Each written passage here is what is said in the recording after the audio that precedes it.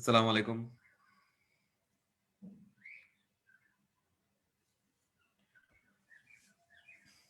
কি অবস্থা সবার? অনেকদিন পর তোমাদের সাথে দেখা। মাঝখানে আমরা অনেকগুলা ক্লাস করছিলাম একসাথে।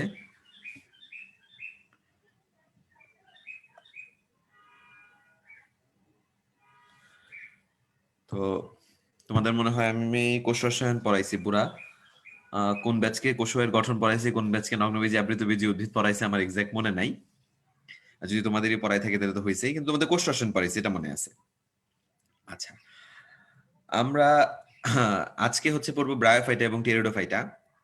তোমার এইচএসসি একাডেমিক লাইফে যদি সত্যিকার অর্থে কোচিং সেন্টার গুলো, তোমার মনে করো শিক্ষা প্রতিষ্ঠান খোলা থাকতো, তুমি যদি কলেজ আসা যাওয়া করতা এবং তুমি ইন্টারমিডিয়েট পরীক্ষার প্রস্তুতি নিতা, তাহলে তুমি যে একটা চ্যাপ্টার একদমই পড়তা না, সেটাই হচ্ছে এটা, ব্রায়োফাইটা টেরিডোফাইটা। আমি আমার জানার মতে খুব রেয়ার কেস দেখছি আমি যে এই চ্যাপ্টার গুলা মানুষজন পড়ে যায়। কিন্তু আলটিমেটলি আমি ইন্টারমিডিয়েট পরীক্ষার কথা তোমাকে ওইরকম বলতে পারি না, কিন্তু মেডিকেল অ্যাডমিশন টেস্টে ভর্তি পরীক্ষায় বা যে কোনো প্রকার ভর্তি পরীক্ষায় যেখানে বায়োলজি অ্যান্সার করতে হয়, সেখান থেকে এই চ্যাপ্টার থেকে একটা বা দুইটা প্রশ্ন আসে।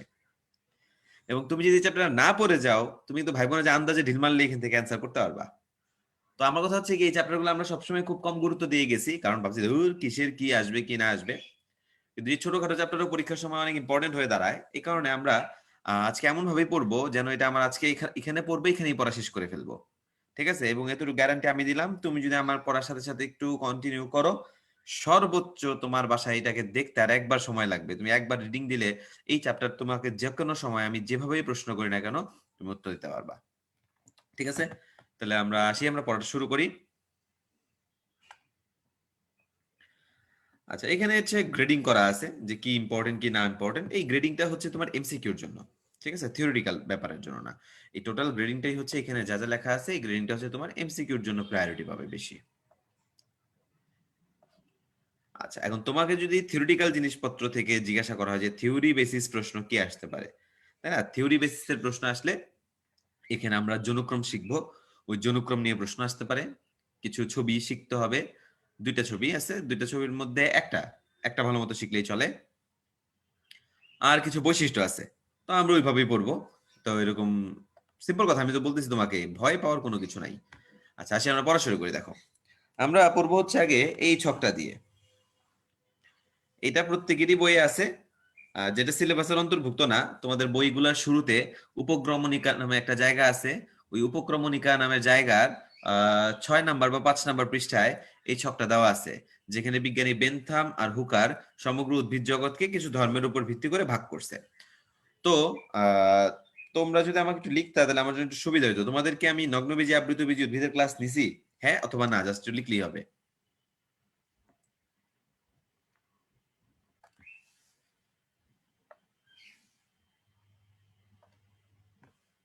ওকে, একজন লিখে ফেলছে, আমি বুঝে গেছি।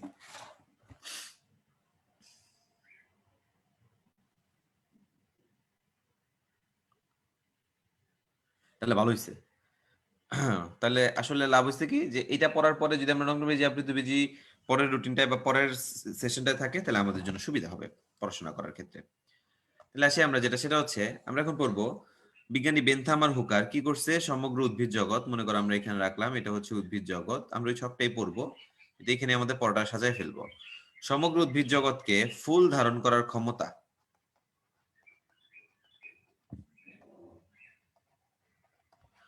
ক্ষমতার উপর ভিত্তি করে দুই ভাগে ভাগ করে। একটার নাম দেন ক্রিপ্টোগ্যামিয়া, একটার নাম দেন ফেনারোগ্যামিয়া। আর তোমার তো জানতে হবে যে ক্রিপ্টোগ্যামিয়া কি আর ফেনারোগ্যামিয়া কি, বা কেন এটাকে ক্রিপ্টোগ্যামিয়া আর কেন এটাকে ফেনারোগ্যামিয়া নাম দেওয়া হয়েছে, তাই না? আচ্ছা, মনে রাখবো যেটা, সেটা হচ্ছে যেটা ফুল দেয়, মানে সপুষ্পক, ঠিক আছে, যে ফুল দেয়, ফুলের ফেনারোগ্যামিয়ার তাহলে এটা হচ্ছে পুষ্পক উদ্ভিদ বা সপুষ্পক উদ্ভিদ। আর যে ফুল দিবে না সে হচ্ছে অপুষ্পক উদ্ভিদ বা ক্রিপ্টোগ্যামিয়া।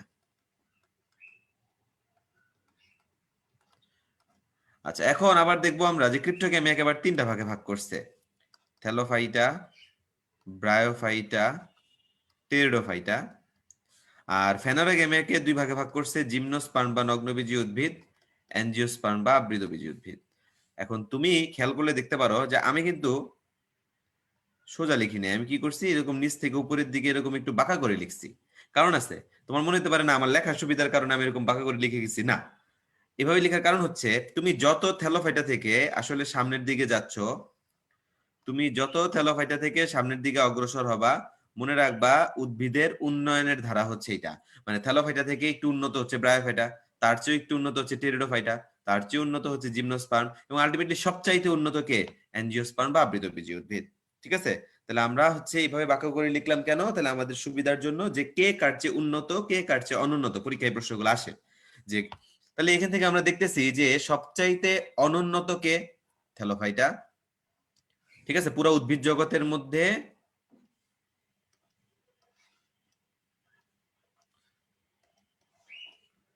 সবচাইতে অনুন্নত কে? থ্যালোফাইটা। আর পুরো উদ্ভিদ জগতের মধ্যে সবচাইতে উন্নত কে? অ্যাঞ্জিওস্পার্ম বা আবৃতবীজী উদ্ভিদ। কথাটা খেয়াল করো, পুরো উদ্ভিদ জগতে সবচেয়ে উন্নত হচ্ছে অ্যাঞ্জিওস্পার্ম বা আবৃতবীজী উদ্ভিদ, আর সবচেয়ে অনুন্নত হচ্ছে থ্যালোফাইটা। এখন যদি প্রশ্ন করে তাহলে এই পুরো উদ্ভিদ জগতে উন্নত এবং অনুন্নতর মাঝখানে সেতু বন্ধনকারী হিসেবে কে আছে? দেখো, টেরিডোফাইটা। কেন? আমরা যদি এখানে পাঁচটা চিন্তা করি, যে এই পাশে দুইটা আছে, ওই পাশে দুইটা আছে, তাহলে মাঝখানে টেরিডোফাইটা আছে। তাহলে মাথায় রাখবা যে উন্নত অনুন্নতর মাঝখানে সেতু বন্ধনকারী হিসেবে কে থাকবে? টেরিডোফাইটা থাকবে। ঠিক আছে, এর জন্য মনে থাকে।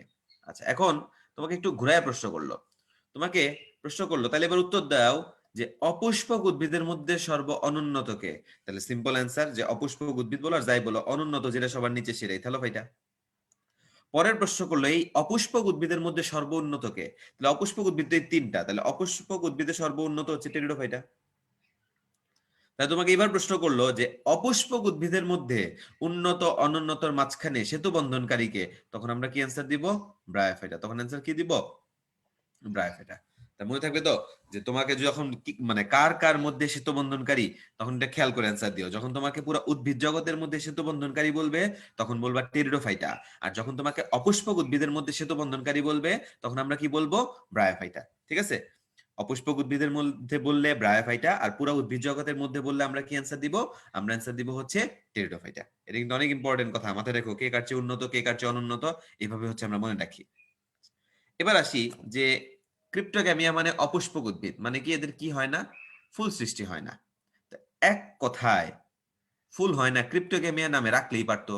এইটারে আবার এতগুলা ভাগ করার কারণ কি? তার মানে হয়তো এদের মধ্যে আবার কোনো বৈশিষ্ট্যগত পার্থক্য আছে। আচ্ছা, আমরা মনে রাখবো তিনটা ক্রাইটেরিয়ার উপর ভাগ করছে। কয়টা ক্রাইটেরিয়া আমরা মনে রাখবো? আমরা মনে রাখবো হচ্ছে তিনটা ক্রাইটেরিয়া। ক্রাইটেরিয়া গুলো আমরা আগে লিখি, ঠিক আছে? এক নাম্বার ক্রাইটেরিয়া হচ্ছে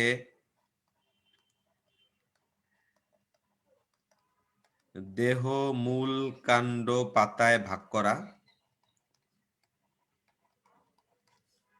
দুই নাম্বার পয়েন্ট হচ্ছে ভ্রূণ সৃষ্টি, এবং তিন নাম্বারে হচ্ছে পরিবহন টিস্যু। তিন নাম্বারে কি? পরিবহন টিস্যু।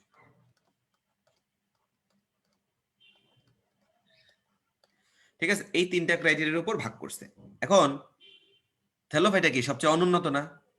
অনুন্নত মানে কি? ওর কিছুই নাই। ঠিক আছে, তাহলে অনুন্নত থ্যালোফাইটার জন্য তুমি কি মনে রাখবা? না। ক্রিপ্টোগ্যামিয়ার মধ্যে টেরিডোফাইটা কি সবচেয়ে উন্নত না ক্রিপ্টোগ্যামিয়ার মধ্যে? তাহলে এটার জন্য মনে রাখবা সব হচ্ছে হ্যাঁ।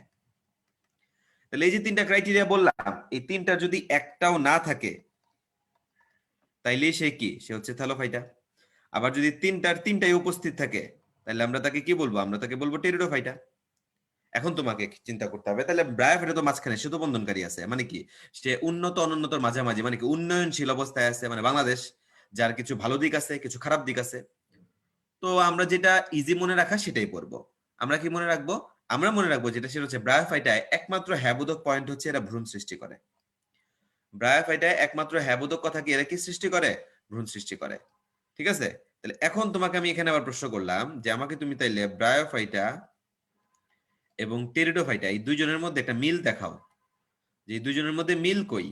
তখন তুমি বলবা দুইজনের মধ্যে সাদৃশ্য হচ্ছে এরা দুইজনে কি সৃষ্টি করে? ভ্রূণ সৃষ্টি করে। আবার তোমাকে প্রশ্ন করলাম না, তাহলে এই দুজনের মধ্যে পার্থক্য দেখাও। তখন তুমি কি বলবা? এই যে মূল কাণ্ড পাতার কথা বলবা, আর বলবা কি? পরিবহন টিস্যু। ঠিক আছে, এই দুইটা হচ্ছে ব্রায়োফাইটায় নাই, কিন্তু কার মধ্যে আছে? টেরিডোফাইটার মধ্যে আছে। ক্লিয়ার?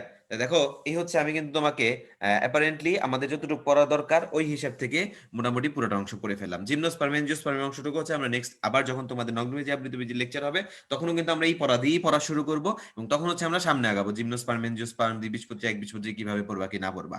ক্লিয়ার? দেখো এই হচ্ছে তোমার পুরো উদ্ভিদ জগতের ব্যাপারটা।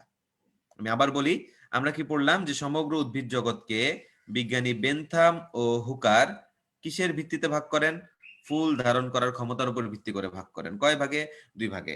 একদল ফুল দেয় সেটা হচ্ছে পুষ্পক বা সপুষ্পক, একদল ফুল দেয় না সেটা হচ্ছে কি? অপুষ্পক। যেটা অপুষ্পক এটা আবার 3 ভাগে ভাগ করছে, থ্যালোফাইটা, ব্রায়োফাইটা, টেরিডোফাইটা। আর যেটা পুষ্পক 2 ভাগে, জিমনোস্পার্ম এনজিওস্পার্ম। আমরা লিখছি কি একটু বাঁকা করে, মানে কি আমরা মনে রাখবো যেটা সবার শুরুতে আছে সে সবচেয়ে অনুন্নত, যে সবার শেষে আছে সে সবচেয়ে উন্নত, এবং এই উন্নত অনুন্নতর মাঝখানে আছে টেরিডোফাইটা। আবার তোমাকে যদি প্রশ্ন করে অপুষ্পক উদ্ভিদের মধ্যে সবচেয়ে উন্নত কে, তখন বলবা টেরিডোফাইটা। তাহলে অপুষ্পক উদ্ভিদে উন্নত অনুন্নতর মাঝখানে শীতবন্ধনকারী কে? ব্রায়োফাইটা। এবং এই তিনটাকে ভাগ করা হয়েছে কয়টা ক্রাইটেরিয়া? 3টা ক্রাইটেরিয়া। কি কি? মূল কাণ্ড পাতায় ভাগ করার কথা, ভ্রূণ সৃষ্টি করার কথা, পরিবহন টিস্যুর কথা। তিনটার একটাও যদি না থাকে তাহলে আমরা তাকে বলি থ্যালোফাইটা। তিনটাই যদি উপস্থিত থাকে তাহলে আমরা তাকে বলি টেরিডোফাইটা। আর যদি কেবল ভ্রূণ সৃষ্টি করে আমরা তাকে কি বলবো? ব্রায়োফাইটা। ক্লিয়ার? এটা কিন্তু ভুল করবা না, এটা কিন্তু আমার অনেক কষ্টের বানানো প্যাটার্ন, এইভাবে কেউ তোমার কোনোদিন পড়াবে না।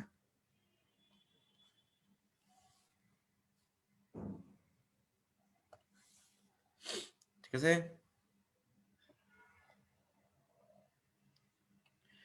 আচ্ছা, তাহলে এই হচ্ছে আমাদের এদুরুগের কথাবার্তা গেল। এবার আমরা আমাদের বইয়ের মধ্যে দেখি যে আমি যা পড়াইলাম তা তোমাকে ঠিক পড়াইলাম কিনা। এই দেখো, ক্রিপ্টোগ্যামিয়া মানে অপুষ্পক, ফেনারোগ্যামিয়া মানে পুষ্পক। থ্যালোফাইটা, ব্রায়োফাইটা, টেরিডোফাইটা, জিমনোস্পার্ম আমরা কি মনে রাখবো? আমরা মনে রাখবো হচ্ছে এই।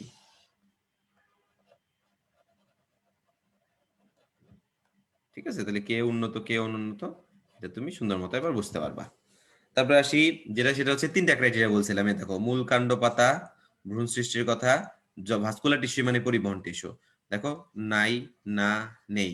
ব্রায়োফাইটায় একমাত্র কি আছে? ভ্রূণ সৃষ্টি হয়। টেরিডোফাইটায় সবগুলাই আছে। খেয়াল করছো?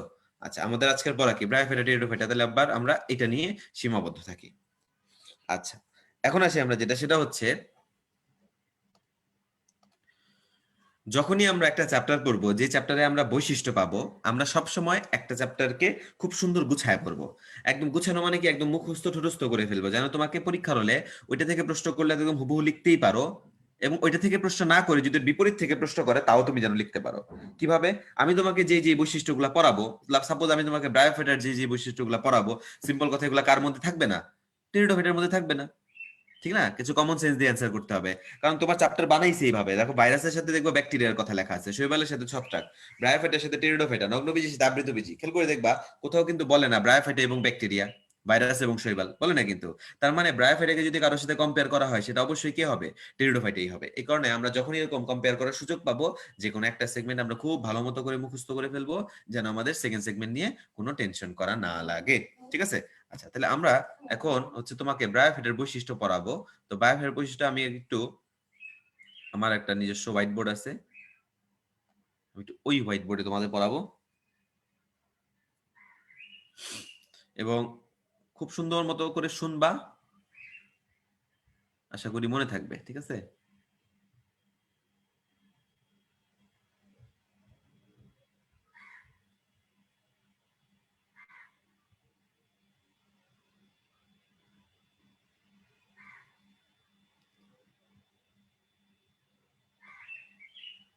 এক মিনিট দাঁড়াও।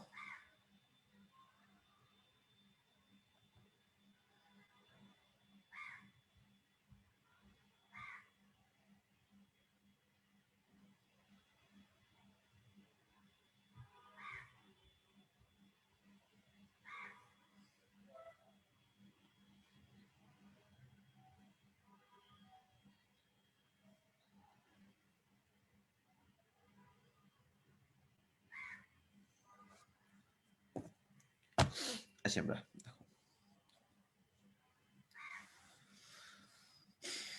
আচ্ছা,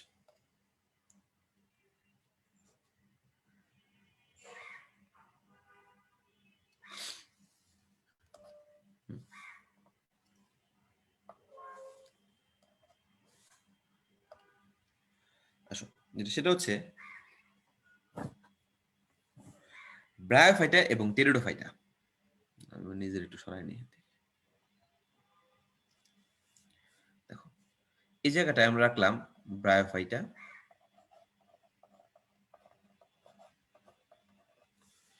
এই জায়গায় আমরা রাখি টেরিডোফাইটা।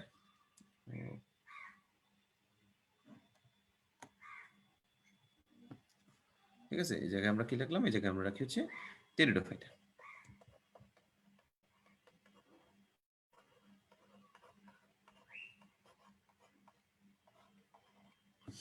আচ্ছা, ব্রায়োফাইটাটাই মেইনলি আমাদের ফোকাসে থাকবে। এখন তোমার কাছে বললো যে একটা সহজ সরল ব্রায়োফাইটার নাম বলো, তাহলে তোমরা কি উদাহরণ দেবে আমাকে একটু বলো তো দেখি। মানে তোমাদের কি কনসেপ্ট আছে একটু এটা আমি জানতে চাচ্ছি। যে তোমার কাছে আমি একটা ব্রায়োফাইটার নাম জানতে চাইলাম, তো তুমি আমাকে ব্রায়োফাইটার উদাহরণ হিসেবে কি বলবা?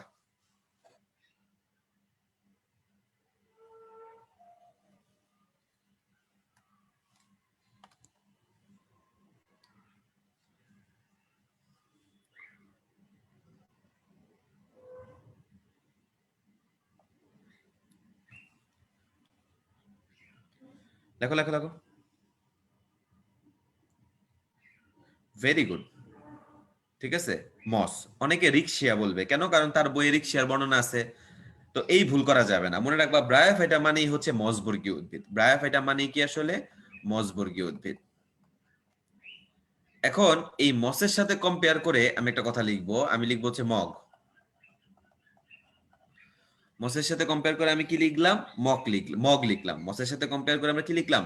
মগ। কেন? কারণ আছে। এখন এই কারণটাই তোমার এখান থেকে শিখতে হবে। কি শিখবা? তুমি মনে রাখবা যে কোনো উদ্ভিদকে তার জীবনকাল অতিক্রম করতে হইলে দুইটা দশা পার করতে হয়, ঠিক আছে? যার একটার নাম হচ্ছে গ্যামিটোফাইটিক,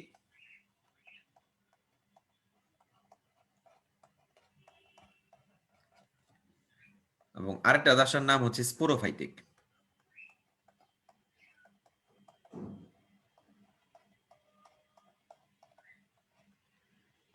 ঠিক আছে, স্পোরোফাইটিক। সহজ কথা তোমাকে কিন্তু মনে রাখতে হবে যে যখনই তোমার কাছে একটা ব্রায়োফাইটার নাম চাবে তখনই অ্যান্সার দিবা সেটা হচ্ছে মস, এবং মসের সাথে কম্পেয়ার করে আমরা মনে রাখবো মগ। এবং আমি বলছি তোমাকে উদ্ভিদ মানেই তার জীবনকালে কয়টা দশা অতিক্রম করতে হবে? দুইটা। একটার নাম গ্যামিটোফাইটিক, একটার নাম স্পোরোফাইটিক। ঠিক আছে, গ্যামিটোফাইটিক মানে কি? গ্যামিট তৈরি করে যে দশাটায়। আর স্পোরোফাইটিক মানে যে দশার মধ্যে সে যে হচ্ছে তার স্পোর তৈরি করবে। আর তোমার কিছু জিনিস মাথায় রাখতে হবে যে গ্যামিট, স্পোরোফাইটিক কখন তৈরি হয় কি না হয় এটাই আমরা পড়বো। তো দেখা যাবে যেটা সেটা হচ্ছে দুইটা দশা তো আছে মানলাম, কিন্তু দুইটা দশায় কখনো প্রধান হবে না।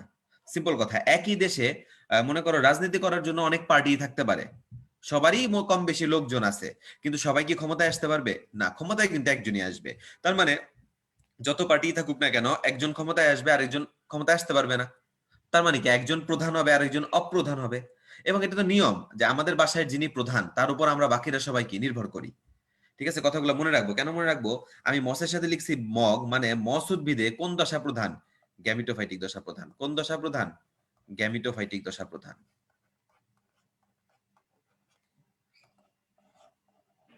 তাহলে যদি এখন বলে কোনটা অপ্রধান, তাহলে আমরা বলবো স্পোরোফাইটিক অপ্রধান।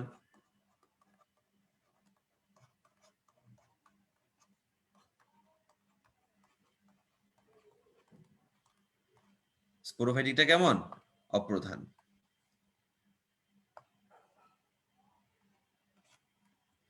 আর গ্যামিটোফাইটটা হচ্ছে প্রধান। তাহলে তুমি তো টেরিডোফাইট পড়ো নাই, তাহলে এখান থেকে আমাকে তোমরা এবার উত্তর দাও যে টেরিডোফাইটে কোন দশা প্রধান? লেখো, টেরিডোফাইটে কোন দশা প্রধান?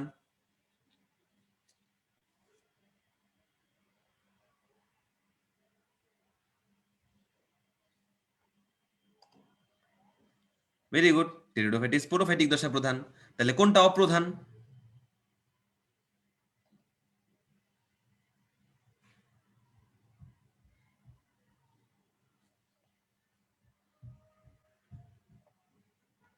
গ্যামেটোফাইটিক অপ্রধান, এটাই হচ্ছে স্বাভাবিক, তাই না?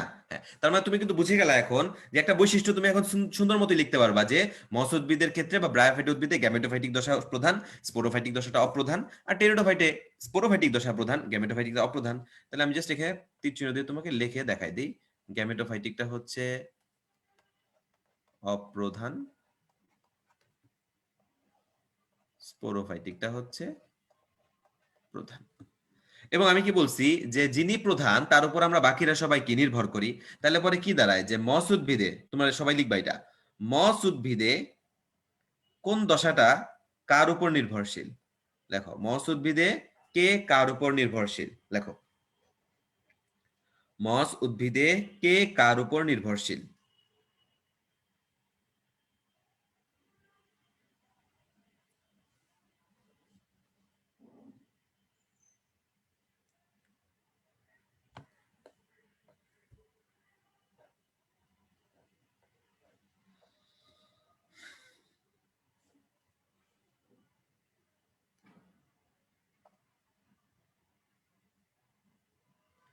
Very good. মস উদ্ভিদের ক্ষেত্রে হচ্ছে স্পোরোফাইটিকটা গ্যামেটোফাইটের উপর নির্ভরশীল।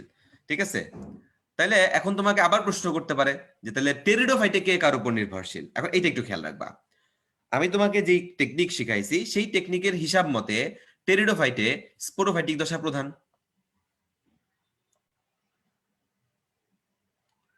গ্যামেটোফাইটিক দশাও প্রধান। তাহলে পরে কি হওয়া উচিত যে টেরিডোফাইটের জন্য স্পোরোফাইটিকটা মানে এই গ্যামেটোফাইটিকটা কার উপর নির্ভর করবে? স্পোরোফাইটের উপর নির্ভর করবে, এরকমই তো হওয়া উচিত। কিন্তু মনে রাখবা এটা ব্যতিক্রম, ঠিক আছে? এখানে কিন্তু এরকম কোনো কিছু হবে না। এই কারণে আমরা কি করবো, একটা সোজা সাপটা লাইন মনে রাখবো যে টেরিডোফাইটে স্পোরোফাইটিক প্রধান, ঠিক আছে, গ্যামেটোফাইটিক অপ্রধান, তাও ঠিক আছে, কিন্তু এদের মধ্যে কি নাই? কোনো নির্ভরশীলতা নাই।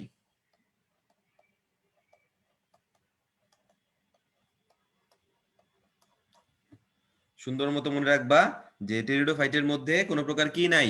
নির্ভরশীলতা নাই। মানে কি, খেয়াল রেখো, এর গ্যামেটোফাইটিক অপ্রধান, স্পোরোফাইটিক প্রধান, ঠিক আছে, কিন্তু কাউকে কার উপর নির্ভর করতে হচ্ছে না। কেন? কারণ প্রত্যেকেই নিজের খাবার নিজে তৈরি করতে পারে, প্রত্যেকেই নিজের খাবার নিজে তৈরি করতে পারে। কারণ আমরা টেরিডোফাইটের দুইটা অংশই পড়বো আলাদা করে যখন, তখন দেখবো যে কেন এটার মধ্যে কোনো নির্ভরশীলতা নাই, কেন কেউ কারো উপর নির্ভর করতেছে না, এবং কিভাবে দুইজন নিজের খাবার নিজে তৈরি করতেছে। কিন্তু মস উদ্ভিদ বা ব্রায়োফাইট উদ্ভিদের ক্ষেত্রে কিন্তু এরকম সম্ভব না। ব্রায়োফাইটায় গ্যামেটোফাইটিক প্রধান, স্পোরোফাইটিক অপ্রধান, এবং আশ্রয় বলো পুষ্টি বলো সবকিছুর জন্যই স্পোরোফাইটকে কার উপর নির্ভর করতে হচ্ছে? গ্যামেটোফাইটের উপর নির্ভর করতে হচ্ছে। আশ্রয় পুষ্টির জন্যই স্পোরোফাইটটাকে পুরাপুরি কার উপর নির্ভর করতে হয়? গ্যামেটোফাইটের উপর নির্ভর করতে হয়। তাহলে দেখো, আমরা পড়লাম কার মধ্যে কোন দশা প্রধান, কার মধ্যে কোন দশা প্রধান, কোথায় নির্ভরশীলতা আছে, কোথায় নির্ভরশীলতা নাই, এটুকু কিন্তু আমাদের পড়া হয়ে গেল। অনেক সুন্দর একটা জিনিস পড়া হয়ে গেছে আমাদের। এখন তোমার মাথায় তো প্রশ্ন আসতে পারে যে ভাই গ্যামেটোফাইটিক মানে কি আর স্পোরোফাইটিক মানে কি? সিম্পল কথা, গ্যামেট সৃষ্টি করে যে জীবন শুরু করে সেটা হচ্ছে গ্যামেটোফাইটিক, আর স্পোর উৎপন্ন করার মাধ্যমে যে জীবন শুরু করে সেটা হচ্ছে স্পোরোফাইটিক। ঠিক আছে, তাহলে গ্যামিট উৎপন্ন করার মাধ্যমে যে জীবন শুরু করবে তাকে আমরা বলবো গ্যামেটোফাইটিক, আর স্পোর তৈরির মাধ্যমে যে শুরু করবে তাকে আমরা কি বলি?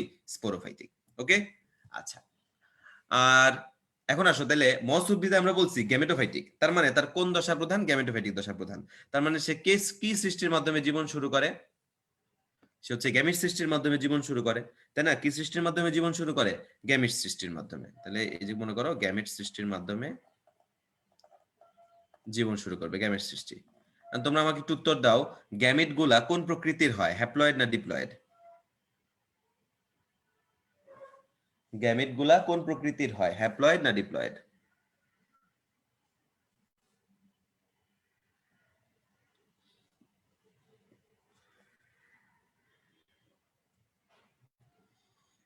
লিখো লিখো।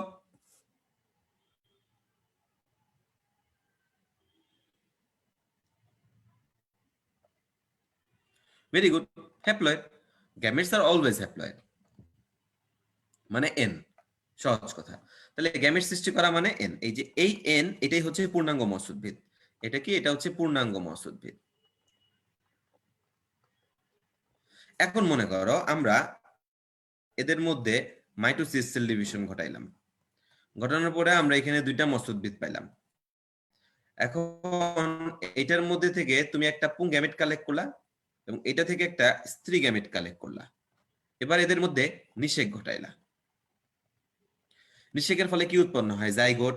জাইগোটটা কোন প্রকৃতির হবে? ডিপ্লয়েড। জাইগোট কোন প্রকৃতির হবে? ডিপ্লয়েড। এবং এটা সবসময় মনে রাখতে হবে, নিম্ন শ্রেণীর উদ্ভিদে নিষেকের পরে, নিম্ন শ্রেণীর উদ্ভিদে নিষেকের পরে কি হয়?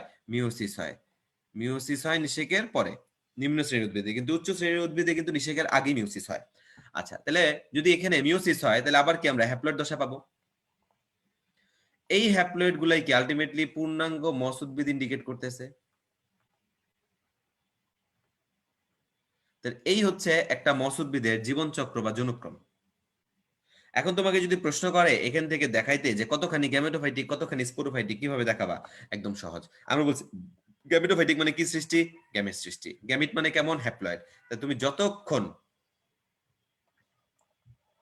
হ্যাপ্লয়েড দশা দেখবা ততক্ষণই গ্যামেটোফাইটিক। যখনই ডিপ্লয়েড দশায় ঢুকে যাবে এর নাম হয়ে যাবে স্পোরোফাইটিক। যখনই ডিপ্লয়েড দশায় ঢুকে যাবে এর নাম হয়ে যাবে কি? স্পোরোফাইটিক। ঠিক আছে? এখন তাহলে এখানে এটা হচ্ছে স্পোরোফাইটিক, এই জায়গাটা হচ্ছে গ্যামেটোফাইটিক, এটাও কিন্তু গ্যামেটোফাইটিক। কেন? কারণ এখানে তো এন শুরু হয়েছে। তো এখন যদি তোমাকে আমি প্রশ্ন করি, ঠান্ডা মাথায় শুনবা, তারপর উত্তর দিবা। ব্রায়োফাইটা উদ্ভিদ নিষেকের মাধ্যমে, খেয়াল করো, ব্রায়োফাইটা উদ্ভিদ নিষেকের মাধ্যমে কোন দশার সমাপ্তি ঘটায়? ব্রায়োফাইটা উদ্ভিদ নিষেকের মাধ্যমে কোন দশার সমাপ্তি ঘটায়?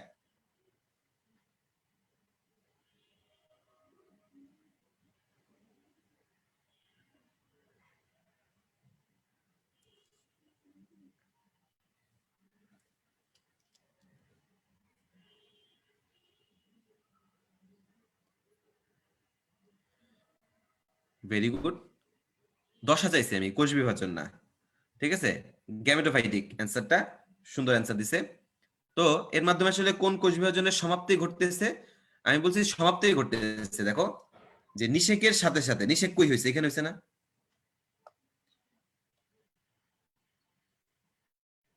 তাহলে নিষেক হওয়ার মাধ্যমে কি শুরু হয়েছে? স্পোরোফাইটিক দশা শুরু হয়েছে।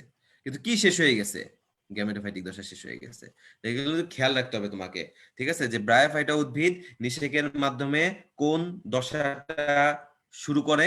স্পোরোফাইটিক। নিষেকের মাধ্যমে কোন দশার সমাপ্তি করে? গ্যামেটোফাইটিক। কেন? কারণ তুমি সিম্পল কথা, যে তুমি দেখো নিষেকের মাধ্যমে কি এই এন দশা শেষ হয়ে গেছে না? ঠিক আছে? আর তুমি তো মনে রাখবে এই কথাটাই, যে গ্যামেটোফাইটিক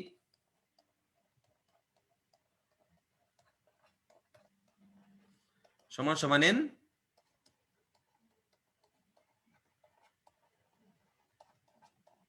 স্পোরোফাইটিক সমান সমান হচ্ছে 2n। কথা শেষ। যখনই তুমি এন দেখবা তখনই বুঝবা সে হচ্ছে কি? গ্যামেটোফাইটিক দশায় আছে। যখনই তুমি 2n দেখবা তখন তুমি বলবা সে কোন দশায় আছে? স্পোরোফাইটিক দশায় আছে। এক কথাই শেষ।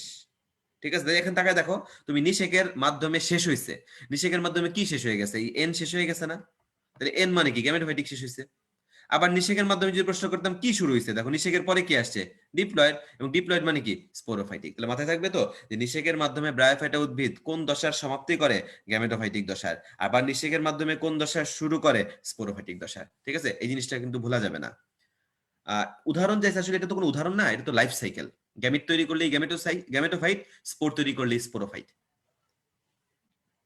আচ্ছা, এটা গেল। এখন এটা তার মানে আমি তোমাকে হচ্ছে শিখাইলাম যে কিভাবে জীবন চক্র সম্পন্ন হয়। এখন আমরা তো মাত্র পড়ছি যে ব্রায়োফাইট উদ্ভিদে একটা দশা প্রধান, কোনটা? গ্যামেটোফাইটিক দশা প্রধান। এবং তাকায় দেখো সে যে প্রধান, সে কি সুন্দর নিজের প্রাধান্য দেখাইছে, কি বিশাল জায়গা জুড়ে সে আছে। সেই স্পোরোফাইটের তুলনায় কত বড় জায়গা নিয়ে আছে, খেয়াল করছো? স্বাভাবিক, প্রধানমন্ত্রীর জন্য যে জায়গাটা আছে আমাদের দেশে গণভবন, ওই রকম বাসা তো তোমার জন্য থাকবে না, তাই না? তার মানে যিনি প্রধান সে সবসময় চেষ্টা করবে কি তার একটা বিশাল আধিপত্য রেখে তারপরে চলার। এটাই স্বাভাবিক। তাহলে সিম্পল কথা, যেই ক্ষেত্রে যে দশা প্রধান সে সবসময় কি করবে? একটু বেশি জায়গা নিয়ে থাকবে। তার মানে তুমি যদি এদের মধ্যে যখন একটা ক্রম খুঁজবা, তুমি দেখো ক্রম কিন্তু ঠিকই আছে, কারণ যেখান থেকে শুরু হইতেছে বারবার ওখানেই শেষ হইতেছে, যেখান থেকে শুরু হইতেছে বারবার ওখানে শেষ হইতেছে, মানে কি একই ক্রমের অবতারণা করতেছে। তার মানে অবশ্যই অবশ্যই এদের মধ্যে কি আছে? সুস্পষ্ট জনক্রম আছে। কিন্তু দুটা কি সমান আকৃতির? না। একটা দশা যেহেতু প্রধান আর একটা অপ্রধান, তাহলে কি একটা অসম আকৃতির জন্য ক্রম তৈরি করবে। এবং অসম মানে এটাকে আমরা কি বলি? হেটারোমরফিক। অসম মানে এটাকে আমরা কি বলবো? হেটারোমরফিক জনক্রম বলবো। মানে ব্রায়োফাইটা উদ্ভিদের জনক্রম বা জীবনচক্রে দেখা যায় গ্যামেটোফাইটিক পর্যায়টা একটা বেশি আধিপত্য নিয়ে বা বেশি সময় নিয়ে হয়, কিন্তু স্পোরোফাইটিক পর্যায়টা অনেক অল্প সময়ের জন্য হয়। এই কারণে তাদের মধ্যে ঠিকই একটা সুনির্দিষ্ট ক্রম আছে, কিন্তু দুইটা দশা অসমান হওয়ার কারণে এদেরকে আমরা কোন ধরনের জনক্রম বলি? অসম জনক্রম বলি বা হেটারোমরফিক জনক্রম বলি। এখন এটা একদম সহজ কথা, শুধু যেটা ব্রায়োফাইটের জন্য প্রযোজ্য হবে তা না। তুমি যত উদাহরণ পড়বা সবার জন্য প্রযোজ্য। কেন? কারণ সিম্পল কথা আমি তো বলেই দিছি, যে কোনো উদ্ভিদের জীবন মানেই দুইটা দশা, গ্যামেটোফাইট, স্পোরোফাইট, এবং এদের মধ্যে এই কথাও সত্য যে দুইটাই কখনো প্রধান হবে না। তার মানে কি, যে কোনো একজন প্রধান একজন অপ্রধান হবে, এবং যখনই একজন প্রধান একজন অপ্রধান হবে তখনই কি দুইটার মধ্যে কি আর সমান ভাব থাকবে? না, তখনই দুইজনের মধ্যে কি ভাব চলে আসবে? অসমান ভাব চলে আসবে। তার মানে তুমি টেরিডোফাইটা পড়ো নাই, তোমার পড়ার দরকারও নাই, কিন্তু এখন আমি তোমাকে প্রশ্ন করলাম টেরিডোফাইটে কোন জনুক্রম ঘটে, অ্যান্সার কি দিবা? হেটারোমরফিক। টেরিডোফাইটে কোন ধরনের জনুক্রম ঘটে? হেটারোমরফিক জনুক্রম ঘটে। ঠিক আছে, আমি কিন্তু বলে দিছি জনুক্রম জিনিসটা কি। এই জীবন চক্রের যে ক্রম, এটাকেই বলে জনুক্রম। ঠিক আছে, এই যে জীবন চক্র ডাকলাম না, যে তুমি তোমার বই দেখবা ছবি আঁকছে, এখানে উদ্ভিদের ছবি আঁকছে, এটা দুইটা আবার উদ্ভিদ আঁকছে, ওইখান থেকে একটা পুংগ্যামিট স্ত্রীগ্যামিট নিছে, নিষেক করছে, ডিপ্লয়েড, তারপর ওখান থেকে স্পোর বের করছে, এটাই আবার পূর্ণাঙ্গ মস তৈরি করছে, এটাকে হচ্ছে তোমার জনুক্রম বলে। তো আমার কথা হচ্ছে এই জনুক্রমের মধ্যে বা জীবন চক্রের মধ্যে দুইটা পর্যায়ে উপস্থিত, কিন্তু একটা পর্যায়ে একটু বেশি সময় নিয়ে হচ্ছে কোনটা, যেটা প্রধান, আর যেটা অপ্রধান সেটা কম সময় নিয়ে হচ্ছে। এই কারণে অ্যাপারেন্টলি একটা অসমান আকৃতির জনুক্রম বা জীবন চক্র দেখতে পাচ্ছি, যেটাকে আমরা হেটারোমরফিক জনুক্রম বলে থাকি। ঠিক আছে, তাহলে এই হচ্ছে আমার কিন্তু এদের জীবন চক্র শেষ। আমি কিন্তু তোমাকে টেরিডোফাইটের জীবন চক্র আর পড়াবো না। তুমি খালি মনে রাখবা টেরিডোফাইটে কোন দশার প্রধান পড়ে আসছো, স্পোরোফাইটিক। তাহলে কোনটা বেশি জায়গা নিয়ে বা বেশি সময় নিয়ে হবে? এই ডিপ্লয়েড জিনিসটা বেশি সময় নিয়ে হবে, এই নাথিং এলস। ওকে, তাহলে গেল এদের জীবনচক্র পড়লাম, জনুক্রম পড়লাম, কার মধ্যে কোন দশা প্রধান কোনটা অপ্রধান ওইটাও আমরা পড়লাম। এখন আমরা পড়বো হচ্ছে এদের জনন। এখন আমরা পড়বো জনন। তোমার মনে রাখতে হবে উদ্ভিদ মানেই অঙ্গজ জনন।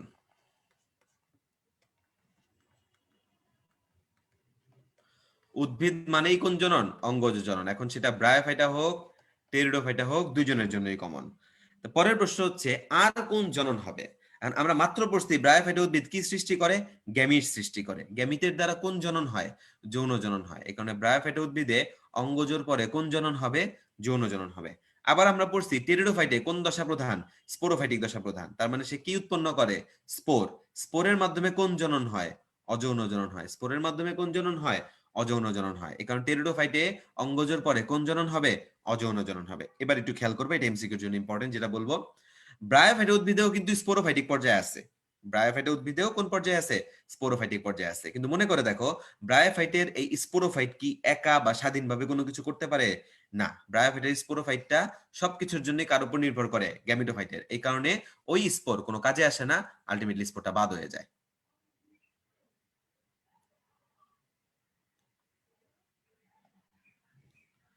ঠিক আছে, আমি আগে একটু জননটা শেষ করি, তারপরে আমি আবার রিপিট করে বলবো সবকিছু। একজন অঙ্গজ জনন কি প্রশ্ন করছে? অঙ্গজ জনন মানে উদ্ভিদ যদি নিজের বডির কোনো পার্ট দিয়ে জনন করে, লাইক পাতা দিয়ে যদি জনন করে, মূল দিয়ে যদি জনন করে, কাণ্ড দিয়ে যদি জনন করে, এটাকে আমরা অঙ্গজ জনন বলে থাকি। ঠিক আছে, এটা যে কোনো উদ্ভিদেরই একটা বৈশিষ্ট্য। তারপর আমরা যেটা বলছিলাম, ব্রায়োফাইটা উদ্ভিদ গ্যামিট তৈরি করে দেখে যৌন জনন হয়, আর টেরিডোফাইটে স্পোর তৈরি করে দেখে কোন জনন হয়? অযৌন জনন। এবং আমরা এটাও বলছিলাম যে ব্রায়োফাইটায় তো স্পোরোফাইটিক পর্যায়েও আছে, কিন্তু যেহেতু স্পোরোফাইট স্বাধীন না, তার মানে ওই স্পোর কোনো কাজে আসে না, এই কারণে ব্রায়োফাইটায় আর অন্য কোনো জনন হয় না। কিন্তু টেরিডোফাইটে মনে করে দেখো, স্পোরোফাইট গ্যামেটোফাইট দুইটা পর্যায়ে আছে, কিন্তু কাউকেই কারো উপর নির্ভর করা লাগতেছিল না, দুইজনই স্বাধীনভাবে বাস করে। তাহলে স্পোরোফাইট হওয়ার কারণে যেহেতু অযৌন জনন করে, তাহলে গ্যামেটোফাইট হওয়ার কারণে আবার সে কোন জনন করবে? সে কিন্তু যৌন জনন করবে। তাহলে মনে রাখবা, টেরিডোফাইটা উদ্ভিদে, টেরিডোফাইটে কিন্তু অঙ্গজ, অযৌন, যৌন তিন প্রকার জননী হয়। কিন্তু ব্রায়োফাইটা উদ্ভিদে যেটা মনে রাখতে হবে সেটা কি? কেবলমাত্র অঙ্গজ এবং যৌন জনন হয়। এটা যেন খেয়াল থাকে। ঠিক আছে, যে টেরিডোফাইটা হচ্ছে তোমার অঙ্গজ, অযৌন, যৌন তিনটা জননী হয়, কিন্তু ব্রায়োফাইটায় কেবলমাত্র কি হয়? অঙ্গজ এবং যৌন জনন হয়। এই হচ্ছে ব্রায়োফাইটার জননের কথাও, মানে কার মধ্যে কোন জনন হয় কোনটা হয় না সেটা আমরা পড়লাম। এখন যেহেতু আমাদের মেইন পড়ার ফোকাসটাই হচ্ছে ব্রায়োফাইটা, তাহলে আমি তোমাকে একটু ব্রায়োফাইটার জননটা সম্পর্কে আরেকটু ডিটেলস জানাই দিয়ে যাই, তারপরে আমরা হচ্ছে আবার রিক্যাপিচুলেট করব। ঠিক আছে, আসলে যেটা সেটা হচ্ছে, মনে রাখবা এদের গ্যামিটের নাম আছে। এদের পুং গ্যামিটের নাম হচ্ছে অ্যান্থেরিডিয়াম, স্ত্রী গ্যামিটের নাম হচ্ছে আর্কিগোনিয়াম। তো তুমি কিভাবে ডিফারেন্সিয়েট করবা? আমরা নরমালি এইভাবে ডিফারেন্সিয়েট করি, যেই গ্যামিটের নামের বানানে ক থাকে সেটাই হচ্ছে স্ত্রী গ্যামিট, যেই গ্যামিটের নামের বানানে ক থাকে সেটাই হচ্ছে কি? স্ত্রী গ্যামিট। তাহলে অ্যান্থেরিডিয়াম আর্কিগোনিয়াম কোনটা স্ত্রী গ্যামিট? আর্কিগোনিয়াম স্ত্রী গ্যামিট। আচ্ছা, এবার একটু ভালো মতো খেয়াল করো। বলা হয় অ্যান্থেরিডিয়ামটা গোলাকার বা নাশপাতি আকার, এবং বৃন্তযুক্ত, গোলাকার বা নাশপাতি আকার এবং কি বৃন্তযুক্ত। আর আর্কিগোনিয়ামটা বলে এরকম ফ্লাস্ক আকারের। আর্কিগোনিয়ামটা কি আকারের? ফ্লাস্ক আকার। এই ফ্লাস্কের ভেতরে হচ্ছে ডিম্বাণু আছে। ফ্লাস্কের দুইটা অংশ, উপরের সরু অংশটার নাম হচ্ছে গ্রীবা বা নেক, নিচের স্ফীত অংশটার নাম হচ্ছে উদর, অ্যাবডোমেন বা বেলি। এবং মনে রাখবা এই যে জনন কোষটা, আই মিন আর্কিগোনিয়ামটা, এই যে গ্রীবা উদর, এরা হচ্ছে সব বন্ধ্যাকোষের আবরণ দিয়ে আবৃত। কি দিয়ে আবৃত? বন্ধ্যাকোষের আবরণে আবৃত। তার মানে কি এদের জননাঙ্গ বহুকোষী, অনেকগুলা কোষ আছে, কিন্তু সবগুলা কি প্রজননক্ষম? না, একটাই প্রজননক্ষম, বাকি সব কি বন্ধ্যাকোষ। তাহলে এরকম হইতে পারে না লাইনটা, যে এদের জননাঙ্গ বহুকোষী এবং বন্ধ্যাকোষের আবরণে আবৃত।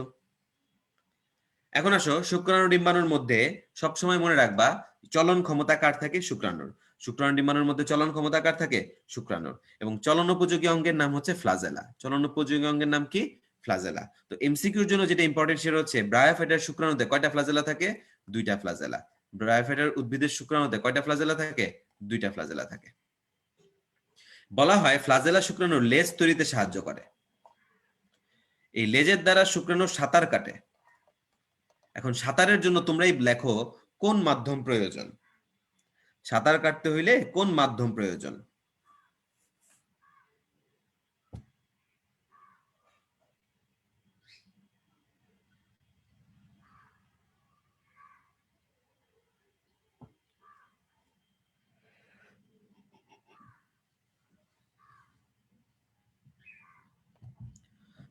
পানি, তরল বা জলীয় মাধ্যম প্রয়োজন, তাই তো?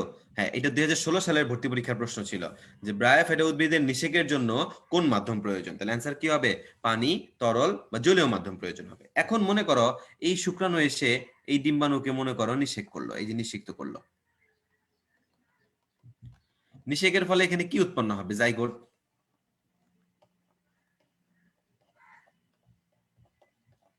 এই জাইগোট থেকে আবার কি ভ্রূণ উৎপন্ন হবে, তাই না? তাহলে এখন যদি তোমাকে প্রশ্ন করি ভ্রূণ কিসের অভ্যন্তরে তৈরি হয়? আর্কিগোনিয়ামের। এই ভ্রূণ কিসের অভ্যন্তরে তৈরি হয়েছে? আর্কিগোনিয়াম না, স্ত্রী জননাঙ্গের ভেতরে তৈরি হয়েছে। এবং এই ভ্রূণটাও কোন কোষের আবরণে আবৃত? বন্ধ্যাকোষের আবরণে আবৃত। কোন কোষের আবরণে আবৃত?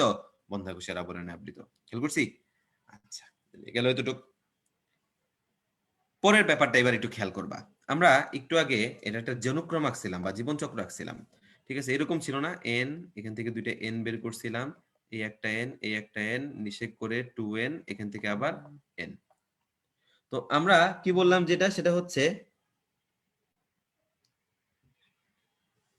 তোমার মাত্র এখানে শুক্রাণু ডিম্বাণু, মনে করো এটা হচ্ছে শুক্রাণু, এটা হচ্ছে ডিম্বাণু, এদের মধ্যে নিষেক, নিষেকের ফলে কি সৃষ্টি হয়েছে?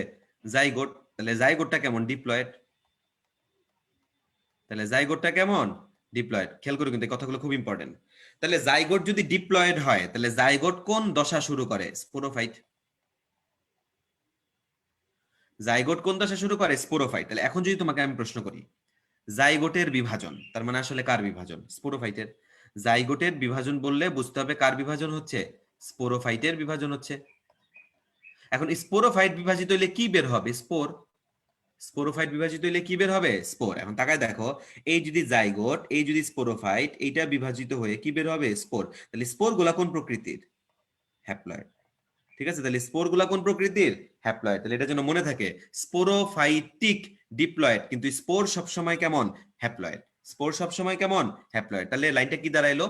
ব্রায়োফাইটা উদ্ভিদে নিষেকের ফলে যে জাইগোট উৎপন্ন হয়, এই জাইগোটের বিভাজনে অসংখ্য হ্যাপ্লয়েড কি নির্গত হয়? স্পোর নির্গত হয়। অসংখ্য হ্যাপ্লয়েড কি নির্গত হয়? স্পোর নির্গত হয়। ঠিক আছে, এই স্পোর গুলা, ঠিক আছে, এই স্পোর গুলা পরে কি বলছি না যে পূর্ণাঙ্গ মস্তদ্ভিদ হিসেবে ব্যবহার করা যায়, মানে ব্যবহৃত হয়। মনে রাখবে এই স্পোর গুলা এখন বাতাসে উড়ে বেড়াবে। ঠিক আছে, কোথায় উড়ে বেড়াবে? বাতাসে। এবং বাতাসে উঠতে উঠতে তারপর তারা কি মাটির মধ্যে পড়বে, পড়ার পরই সুন্দর মতো এরা অঙ্কুরিত হয়ে যাবে, মানে কি পড়ার পরই ওখান থেকে নতুন গাছ শুরু করে ফেলবে। তখন ওই নতুন সৃষ্ট ব্রায়োফাইটাকে বলা হয় মস প্রোটোনেমা। নতুন সৃষ্ট ব্রায়োফাইটাকে কি নামে ডাকা হয়? মস প্রোটোনেমা নামে ডাকা হয়। কি নামে ডাকা হয়? মস প্রোটোনেমা নামে ডাকা হয়। ঠিক আছে, তাহলে এই হচ্ছে টোটাল ব্রায়োফাইটার কথাবার্তা। শেষ। আমি আবার বলবো, সমস্যা নাই, কিন্তু এই পর্যন্ত হচ্ছে আমাদের ব্রায়োফাইটার কথা গেল। এবার আমরা বেন্থামুকারের ছক থেকে পড়ে আসছিলাম যে ব্রায়োফাইটা একমাত্র হ্যাবোধক কথা যে তারা কি সৃষ্টি করে, ভ্রূণ সৃষ্টি করে। দেখো আমি কিন্তু তোমাকে এখানে দেখাই দিচ্ছি যে ভ্রূণ সৃষ্টি করে। আবার আমরা পড়ছি এদের কি নাই, ভাস্কুলার টিস্যু বা পরিবহন টিস্যু নাই, তাহলে এটা মনে রাখবো। আবার পড়ছি এদের দেহকে কি করা যায় না, মূল কাণ্ড পাতায় ভাগ করা যায় না। তো যাদেরকে মূল কাণ্ড পাতায় ভাগ করা যায় না তাদেরকে আমরা বলি থ্যালয়েড। তাদেরকে আমরা কি বলি, থ্যালয়েড। তাহলে ব্রায়োফাইটার দেহটা কেমন, থ্যালয়েড, মানে মূল কাণ্ড পাতায় ভাগ করা যায় না। তবে এমসিকিউর জন্য একটা ইম্পর্টেন্ট লাইন, যদিও একে মূল কাণ্ড পাতায় ভাগ করা যায় না, কিন্তু মনে রাখবে একে কাণ্ড ও পাতায় ভাগ করা যায়। কাণ্ড ও পাতায় ভাগ করা যায়। কেন ঝামেলা কিসে, মূলে, কারণ মূলটাই পরিবর্তিত হয়ে এটা নতুন নামে পাওয়া যায়, সেটা হচ্ছে রাইজয়েড। তাহলে ব্রায়োফাইটায় মূলের পরিবর্তে কি পাওয়া যায়, রাইজয়েড। ব্রায়োফাইটায় মূলের পরিবর্তে কি পাওয়া যায়, রাইজয়েড। তুমি মনে রাখবা রাইজয়েড দুই প্রকার, মসৃণ, অমসৃণ, আবার এককোষী, বহুকোষী। রাইজয়েড কয় প্রকার, দুই প্রকার, মসৃণ, অমসৃণ, আবার কি হতে পারে, এককোষী, বহুকোষী। তাহলে এই হচ্ছে আমাদের মোটামুটি টোটাল ব্রায়োফাইটার সব কথা হয়ে গেল। আমি তোমাকে এখন বই থেকে হচ্ছে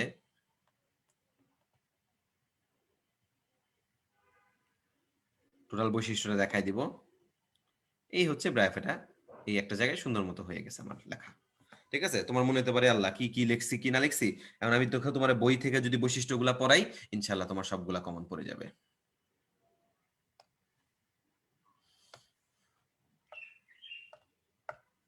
এই দেখো, আসি আমরা, হ্যাঁ। এরা কি ক্রিপ্টোগ্যামিয়ার পার্ট, মানে কি এরা অপুষ্পক। এদের ফুল ফল বীজ হয় না। দেহ কোন দশা প্রধান, গ্যামেটোফাইটিক দশা প্রধান, তথা কি হ্যাপ্লয়েড। বলছি না গ্যামেটোফাইটিক মানে এন, এবং এই গ্যামেটোফাইটটাই কি স্বতন্ত্র স্বভোজী উদ্ভিদ হিসেবে কাজ করে। এদের মূল কাণ্ড পাতায় ভাগ করা যায় না, তবে কিসে ভাগ করা গেছে, কাণ্ড পাতার মতো অংশে ভাগ করা যায়। মূল নেই, মূলের পরিবর্তে কি আছে, রাইজয়েড। এককোষী লিখছে, আমরা বহুকোষী মনে রাখতে পারবো, সমস্যা নাই। কোন প্রজাতির বহুকোষী স্কেল, এটা এখান থেকে দেখবো না, আমি একটু পরে স্কেলের পয়েন্টটা একটু পরে পড়াবো তোমাকে। এদের দেহে কি নাই, ভাস্কুলার টিস্যু নাই, পড়ছি না। আচ্ছা, এই যে এই পয়েন্টটাও আমি পরে পড়াবো, দেহে প্যারেনকাইমা টিস্যু দিয়ে গঠিত। স্কেল আর প্যারেনকাইমা টিস্যু আমি এর পরের স্লাইডে আমি পড়াই দেবো তোমাদের। এদের জননাঙ্গ কেমন, বহুকোষী। কোন কোষের আবরণে আবৃত, বন্ধ্যাকোষের আবরণে আবৃত। স্ত্রী জননাঙ্গের নাম কি, আর্কিগোনিয়াম। কেন, ক আছে। পুং জননাঙ্গ অ্যানথেরিডিয়াম। আর্কিগোনিয়াম দেখতে কেমন, ফ্লাস্কের মতো। অ্যানথেরিডিয়াম দেখতে কেমন, গোলাকার, নাশপাতি আকার। যৌন জনন পদ্ধতি কেমন, উওগ্যামাস ধরনের। যৌন জনন পদ্ধতি কেমন, উওগ্যামাস। এইটা খেয়াল করো, এটার জন্য লাইনটা রাখছি, কারণ আছে। আমি যে আঁকছিলাম তোমার, এই যে মনে করো ফ্লাস্ক, ফ্লাস্কের মধ্যে কি ডিম, আর শুক্রাণু হচ্ছে বাইরে ছিল, তাই তো। আচ্ছা, এখন দেখো এই দুইটার মধ্যে সচল কে, শুক্রাণু, আর নিশ্চল হচ্ছে ডিম্বাণু। আবার সাইজের দিক থেকেও সবসময় আমরা জানি যে সেটা কি, যে ডিম্বাণু হচ্ছে আকারে বড় হয়, শুক্রাণু আকারে ছোট হয়। তাহলে কথাটা হচ্ছে এইটাই, আকারে ছোট কিন্তু সচল একটা পুংগ্যামিট তার চেয়ে আকারে বড় নিশ্চল একটা স্ত্রী গ্যামিটকে নিষিক্ত করলো। এটাকেই কোন ধরনের জনন বলা হয়, এটাকেই উওগ্যামাস ধরনের যৌন জনন বলা হয়। এটা কোন ধরনের যৌন জনন, উওগ্যামাস ধরনের। ঠিক আছে, তাহলে উওগ্যামাস বলতে কি, দেখো বড় নিশ্চল স্ত্রী গ্যামিটের সাথে ক্ষুদ্র সচল পুংগ্যামিটের মিলন। আমরা পড়ছি শুক্রাণু কয় ফ্লাজেলা, দ্বি ফ্লাজেলা। কোন মাধ্যম প্রয়োজন, জলীয় মাধ্যম প্রয়োজন। এদের ভ্রূণ বহুকোষী, ভ্রূণ কই তৈরি হয়েছে, স্ত্রী জননাঙ্গের অভ্যন্তরে তৈরি হয়েছে। স্পোরোফাইট গ্যামেটোফাইটের উপর পূর্ণ বা আংশিক নির্ভরশীল এবং সর্বদাই গ্যামেটোফাইটের সাথে যুক্ত থাকে। Homosporous less important. জীবনচক্রে কোনটা দশা প্রধান, গ্যামেটোফাইটিক প্রধান। কোনটা অপ্রধান, স্পোরোফাইটিক, তা অপ্রধান বা গৌণ। স্পোর অঙ্কুরিত হয়ে কি তৈরি করে, সরাসরি থ্যালাস গঠন করে, যার নাম কি, প্রোটোনেমা। যার নাম কি, প্রোটোনেমা। ঠিক আছে, উল্টা আমরা আরেকটু পড়ছি যে জাইগোটের বিভাজনে কি নির্গত হয়, স্পোর। কোন ধরনের স্পোর, হ্যাপ্লয়েড স্পোর। এরা কিসের সাহায্যে বিস্তরণ করে, উড়ে বেড়ায় বাতাসের সাহায্যে। ক্লিয়ার, দেখো এই হচ্ছে টোটাল ব্রায়োফাইটার কথা শেষ। এখন একজন বলছিল জনুক্রম কি, আবার বলতে শোনো, জনুক্রম মানে সহজ কথা, ও আচ্ছা, কোন ধরনের জনুক্রম বিদ্যমান, হেটারোমরফিক জনুক্রম বিদ্যমান। জনুক্রম মানে কি, যেখান থেকে তার লাইফ স্টার্ট, লাইফ সাইকেলটাই হচ্ছে জনুক্রম। লাইফ সাইকেলই জনক্রম। তো ব্রায়োফাইটা উদ্ভিদের লাইফ সাইকেল স্টার্ট হয় কি দিয়ে, গ্যামেটোফাইট দিয়ে, চলতে থাকে চলতে থাকে, মাঝে কি তৈরি করে, স্পোরোফাইট তৈরি করে, যেটা আবার কিসে পরিণত হয়, গ্যামেটোফাইটে পরিণত হয়। তো খেয়াল করে দেখো, এর একটা কি সাইক্লিক অর্ডারে কন্টিনিউ যাচ্ছে না, এটাই হচ্ছে জনুক্রম বা জীবন চক্র। কিন্তু বলছি না যেটা প্রধান সে কি করবে, একটু বেশি জায়গা নিয়ে থাকবে, যে অপ্রধান একটু কম জায়গা নিয়ে থাকবে, তাহলে ওই হিসেবে ওই দশাটা প্রধান আমরা বলতে পারবো। ঠিক আছে, আচ্ছা, এখন এই যে গ্যামেটোফাইট, স্পোরোফাইট শব্দগুলো উচ্চারণ করতেছি, কাহিনী আছে কিন্তু। এই যে আমরা উদ্ভিদের দেহ, বাহ্যিক গঠন, এটাকে মেইনলি বলে গ্যামেটোফাইট। আর হচ্ছে পদ বা ফুট, সিটা ক্যাপসুল, এই তিনটা জিনিস মিলে তৈরি করে হচ্ছে স্পোরোফাইট। একটা উদ্ভিদের গঠনে মূল কাণ্ড, পাতা, এদেরকে আমরা বলি, বা দেহ যেটা দিয়ে তৈরি, এটাকে আমরা বলি গ্যামেটোফাইট। আর পদ বা ফুট বা সিটা বা ক্যাপসুল, এরকম তিনটা গঠন নিয়ে যে অংশটা তৈরি হয় এটাকে আমরা বলি স্পোরোফাইট। তাহলে একটা পুরো উদ্ভিদের স্পোরোফাইট হচ্ছে ওই পদ বা ফুট এবং সিটার ক্যাপসুল। একটা পুরো উদ্ভিদের গ্যামেটোফাইট অংশকে ওই উদ্ভিদের বাহ্যিক গঠনে যা আছে তারা সবাই। ওকে, তাহলে এই হচ্ছে আমাদের কমপ্লিট ব্রায়োফাইটার, টেরিডোফাইটার। ব্রায়োফাইটার কথা শেষ। তার মানে তুমি এখন টেরিডোফাইটারে যেই প্রশ্নই করো তুমি অ্যান্সার দিতে পারবা। ঠিক আছে, আশা করি এই পর্যন্ত সবাই বুঝতে পারছি। না বুঝতে পারলে টেনশন নেই, ক্লাসটা তো থাকবেই, আবার একবার দেখবা, দেখবা সুন্দর মতো পড়া ক্লিয়ার হয়ে গেছে।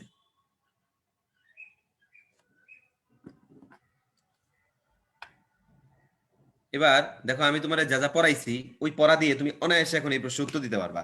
সবাই 5টা প্রশ্নের উত্তর দাও।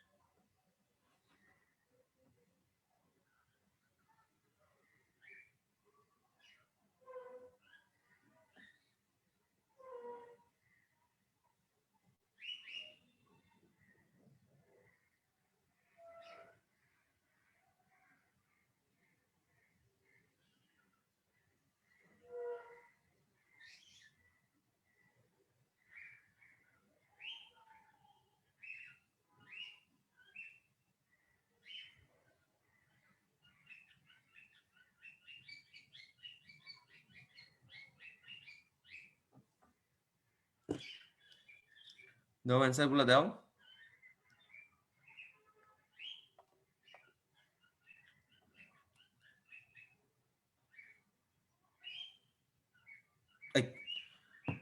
কি করলা?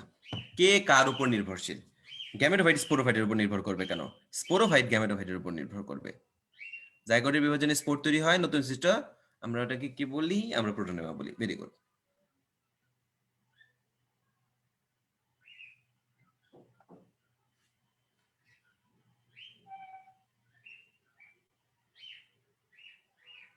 Very good. দেখছো কি সুন্দর এখন তোমরা এই প্রশ্নগুলো অ্যান্সার দিতে পারলা। এগুলোই কিন্তু এমসিকিউতে আসবে এবং এই কনসেপ্টটা মাথায় রাখলে তুমি বৈশিষ্ট্য লিখতে পারবা। এবার দেখো যে তোমার ব্রায়োফাইটার আদি এবং উন্নত বৈশিষ্ট্য ওরিয়েন্টেড কিছু কথাবার্তা আছে।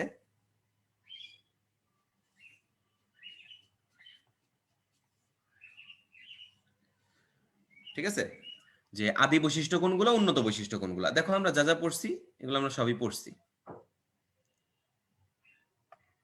এই দেখো যে উদ্ভিদ হ্যাপ্লয়েড, অধিকাংশই থ্যালয়েড, মানে মূলকাণ্ড পাতায় ভাগ করতে পারবা না, সত্যিকার মূল নাই, ভাস্কুলার টিস্যু নাই, হোমোস্পোরাস, এই সবই হচ্ছে আদি বৈশিষ্ট্য।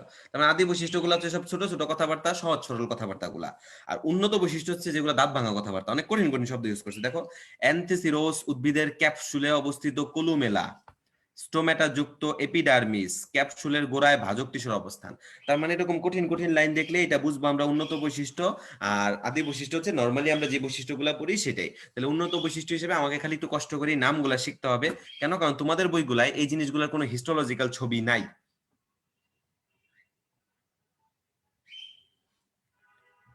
ঠিক আছে, যেহেতু নাই এই কারণে আমরা এটাকে তোমার মনে করো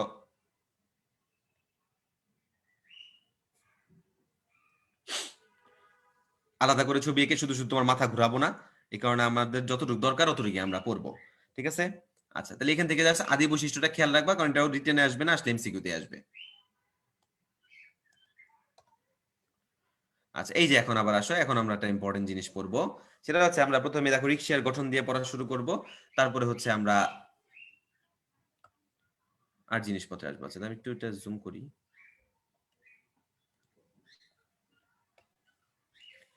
দেখো কি আসছে, যে রিক্সা নিয়ে এটা একটা বড় গণ, এর প্রজাতির সংখ্যা 200, বাংলাদেশে প্রাপ্ত। এই যে বাংলাদেশে প্রাপ্ত সংখ্যাগুলো দেখলে এগুলা মনে রাখবা। এবং রিক্সা ফ্লুইটেন্স কেমন? জলজ। রিক্সা ফ্লুইটেন্স কেমন? জল। এমনি মনে রাখবা, ফ্লুইড থেকে ফ্লুইটেন্স, ফ্লুইড থেকে ফ্লুইটেন্স। তাহলে এই যে ফ্লুইড, ফ্লুইটেন্স, এভাবে জলজ, এভাবে মনে রাখবো। কেন? কারণ মনে রাখবা রিক্সা হচ্ছে উভচর। রিক্সা কেমন? উভচর। মানে কি? এটা মাটিতেও থাকে, এটা পানিতেও থাকে। কিন্তু সবচেয়ে বেশি কোন জায়গায় থাকে জানো?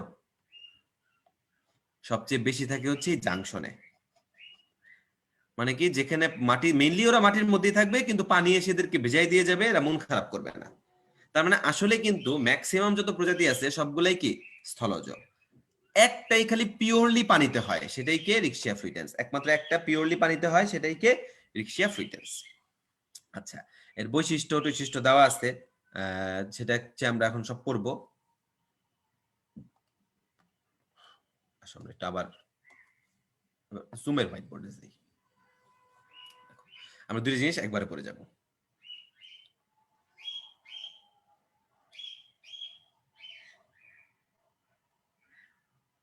ঠিক আছে, আমরা রিকশিয়ার থ্যালাসের বাহ্যিক গঠনের আংশিক নিলাম। দেখবো তোমার বই হচ্ছে এরকম এরকম সাইকেল রাউন্ডের একটা ছবি আছে, আমরা একটা অংশ এখান থেকে উঠায় নিয়ে আসছি। ঠিক আছে। আচ্ছা, প্রথম কথা তোমার যেটা মনে রাখতে হবে, এদের কালার, এদের কালার মনে রাখতে হবে। ঠিক আছে, এটা কি? এটা সবুজ।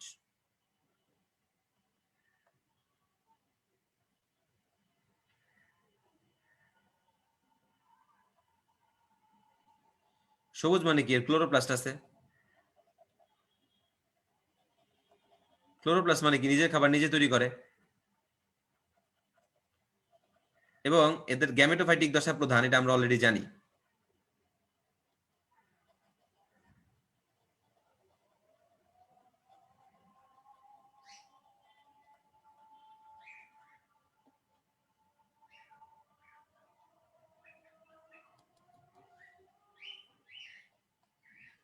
ঠিক আছে।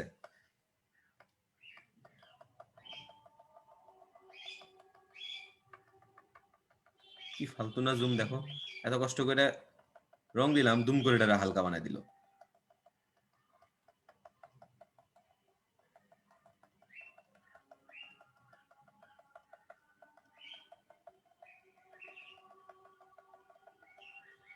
আচ্ছা দেখো, যেটা মনে রাখতে হবে সেটা হচ্ছে এর থ্যালাস থেকে। তাহলে আমি কি বললাম? এটা হচ্ছে সবুজ। সবুজ গ্যামেটোফাইটিক, তা তুমি জানো। তুমি জানো এরা থ্যালয়েড। মানে কি? মূল কাণ্ড পাতায় তুমি এদেরকে ভাগ করতে পারবা না। আচ্ছা, এর পরের কথা কি মনে রাখবো? মনে রাখবা এরা হচ্ছে চ্যাপ্টাদেহী। এটা কিরকম? চ্যাপ্টাদেহী। দুইটা পৃষ্ঠের দিকে তাকাও, এই পৃষ্ঠ এবং এই পৃষ্ঠ দুইটা কি সমান? না। তাহলে কি? বিষম আকৃতি বা বিষম পৃষ্ঠ। এরা যে কোনো তলে এরকম শায়িত অবস্থায় থাকে। কিরকম ভাবে থাকে? যে কোনো তলে এরকম শায়িত অবস্থায় থাকে। কিন্তু যখনই এদের শাখা তৈরির প্রশ্ন আসে, যে না আমি শাখা তৈরি করব, তখন ওরা কি করে? একটা আরেকটার উপর এরকম লম্ব হয়ে শাখা তৈরি করে।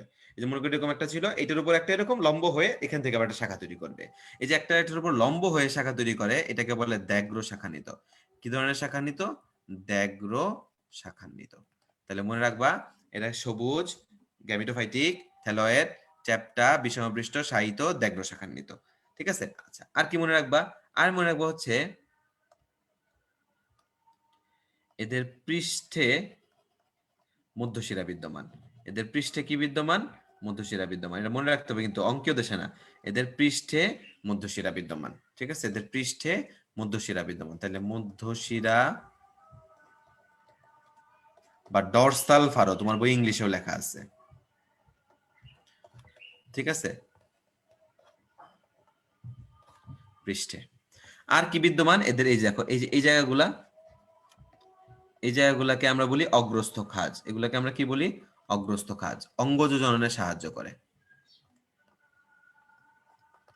আর এরা যখন পুরো একটা চক্র তৈরি করে, পুরা মনে করে এখানে আরেকটা, এখানে আরেকটা, এখানে আরেকটা, এরকম থাকে একসাথেই, পুরা চক্রটাকে বলা হয় হচ্ছে রোজেট। পুরোটা স্ট্রাকচারটাকে কি বলা হয়? রোজেট বলা হয়। ঠিক আছে, তাহলে এই হচ্ছে তোমাদের কি পড়ানো হয়ে গেল আমার। আমি শুধু তোমাদেরকে এর বাহ্যিক গঠন পড়ায় ফেললাম। ঠিক আছে, এর কি পড়ায় ফেললাম? বাহ্যিক গঠন পড়ায় ফেললাম। আবার একটু আমরা এখানে যাই, এবার একটু মিলাও দেখি। সবুজ, সাহিত্য, চ্যাপ্টা, বিষমপৃষ্ঠ, দ্যাগ্র শাখান্বিত। ওকে, মিলছে?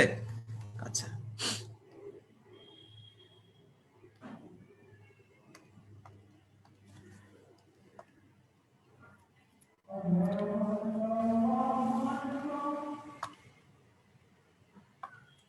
এদিকে দেখাও। রোজেট, মধ্যশিরা, অগ্রস্থ খাজ, মিলছে?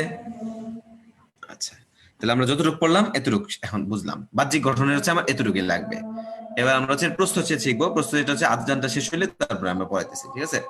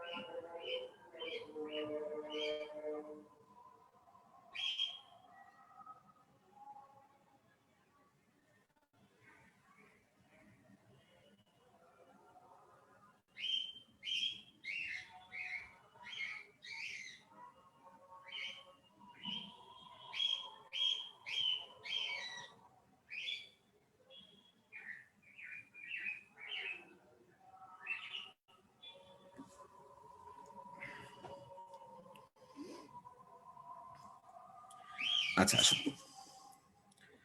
এখন আমরা হচ্ছে অভ্যন্তরীণ গঠন যদি শিখি তাহলে হচ্ছে আমার বাকিটুক পড়া হয়ে যাবে গঠন থেকে। ঠিক আছে, তাহলে আমরা এবার একটা অভ্যন্তরীণ গঠনটা শিখে আসি। মনে করো তুমি একটা রিক্সার থালাস প্রস্থচ্ছেদ করছো, মানে কাটছো। কাটলে পরে এবার মাইক্রোস্কোপের নিচে দেখতেছো, দেখলে দেখবা এটাকে তিনটা অঞ্চলে ভাগ করা গেছে। একটা ঊর্ধ্ব অঞ্চল, বা এর নাম হচ্ছে ফটোসিনথেটিক অঞ্চল। মাঝেরটার নাম হচ্ছে সঞ্চয়ী অঞ্চল, আর একদম নিচেরটার নাম হচ্ছে নিম্নত্বক। তো বলে ফটোসিনথেটিক অঞ্চল বা আরেক নাম হচ্ছে আত্তীকরণ অঞ্চল, মানে কি ওখানে সালোক সংশ্লেষণ হয়, তাহলে কালার কি সবুজ।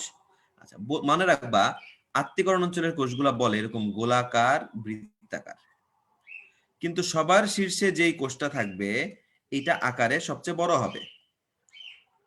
সবার শীর্ষে যে কোষটা থাকবে সেটা আকারে কেমন হবে, বড় হবে। কিন্তু খেয়াল করে দেখো আমি কিন্তু এটার মধ্যে কোনো কালার দিলাম না, মানে যদিও সে সবচেয়ে বড় এবং যদিও সে ফটোসিনথেটিক ইউনিটের মধ্যেই থাকে, কিন্তু জিনিসটা বর্ণহীন। জিনিসটা কেমন, বর্ণহীন। তাহলে যেহেতু আছে, বর্ণ যেহেতু নাই, তাহলে কি খাবার তৈরি করতে পারবে, খাবার কিন্তু তৈরি করতে পারবে না, তাহলে অন্য কোনো একটা কিছু তৈরি করবে। দেখো সে কি সবার উপরের দিকে আছে, এবং উপরের দিক থেকে আলটিমেটলি এটা কি একটা প্রোটেকশন দিচ্ছে না, কাভার করে রাখতেছে। তো আমাদের বডিতে প্রোটেকশন বা কাভারিং এর কাজ করে কি স্কিন, তাহলে এটাও কি করবে, স্কিন তৈরি করবে। যেহেতু সে উপরের দিকে আছে, এই কারণে আত্মিক অঞ্চলের সবার শীর্ষের এই অংশটা বর্ণহীন হয়ে তারা খাদ্য তৈরি না করে কি তৈরিতে সাহায্য করবে, তারা ঊর্ধ্বত্বক তৈরিতে সাহায্য করবে। কি তৈরিতে সাহায্য করবে, ঊর্ধ্বত্বক। এবং আত্মিকরণ অঞ্চলের এই সূত্রগুলো দেখো এরকম খারাপ ভাবে আছে। এই মাঝখানের জায়গাগুলো হচ্ছে বায়ু দ্বারা পূর্ণ। এই জায়গাগুলো কি দ্বারা পূর্ণ, বায়ু দ্বারা পূর্ণ। এটাকে বলা বায়ুনালী বা বায়ু প্রকোষ্ঠ বা এয়ার পোর। বায়ুনালী বা বায়ু প্রকোষ্ঠ বা কি বললাম, এয়ার পোর।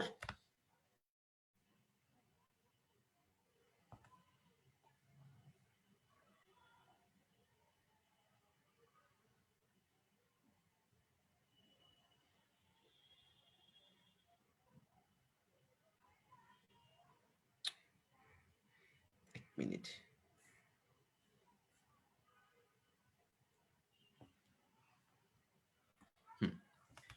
এখন এই এয়ার পোরের ইম্পর্টেন্স কি, এই বায়ুনালী বা বায়ু প্রকোষ্ঠের ইম্পর্টেন্স কি? ইম্পর্টেন্স হচ্ছে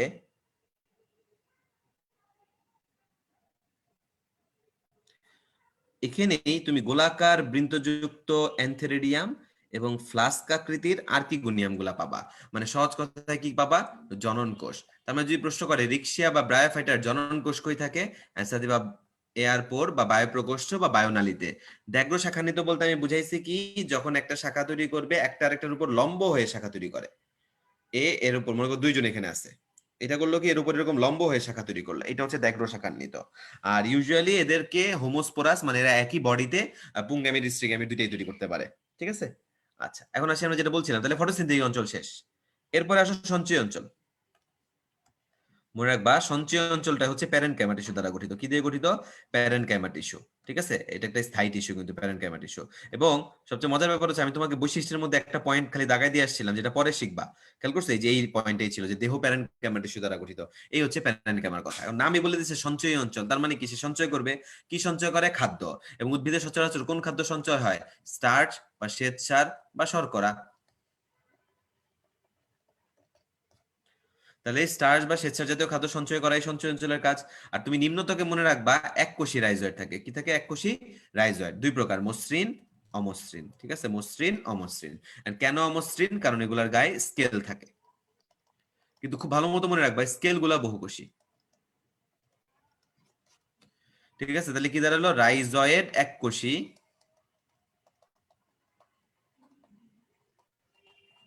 কিন্তু স্কেল কেমন, বহুকোষী। স্কেল কেমন, বহুকোষী। এই হচ্ছে একটা রিকশিয়ার থ্যালাসের প্রস্তুতছেদ। আমি ছোট করে রাখলাম, কিন্তু এটা তোমার বড় করে আঁকা শিখতে হবে, এটা কিন্তু ইম্পর্টেন্ট। ঠিক আছে। আচ্ছা, তাহলে এই গেল হচ্ছে আমাদের কথা। এবার আমরা বইয়ের আমার যে নোট পড়তেছিলাম আমরা সেখানে যাই। এই দেখো, ক্লোরোপ্লাস্টযুক্ত ক্ষারাসার এই জাতীয়করণ অঞ্চল, বায়ু থাকে, বায়ুনালী, বায়ু প্রকোষ্ঠ, এয়ারপোর্ট। সঞ্চয় অঞ্চল প্যারেনকাইমা কোষে গঠিত, স্বেচ্ছায় স্টার সঞ্চয় করে। এককোষী রাইজয়েড, বহুকোষী স্কেল পাওয়া যায়। খেয়াল করছি। আচ্ছা, তারপরে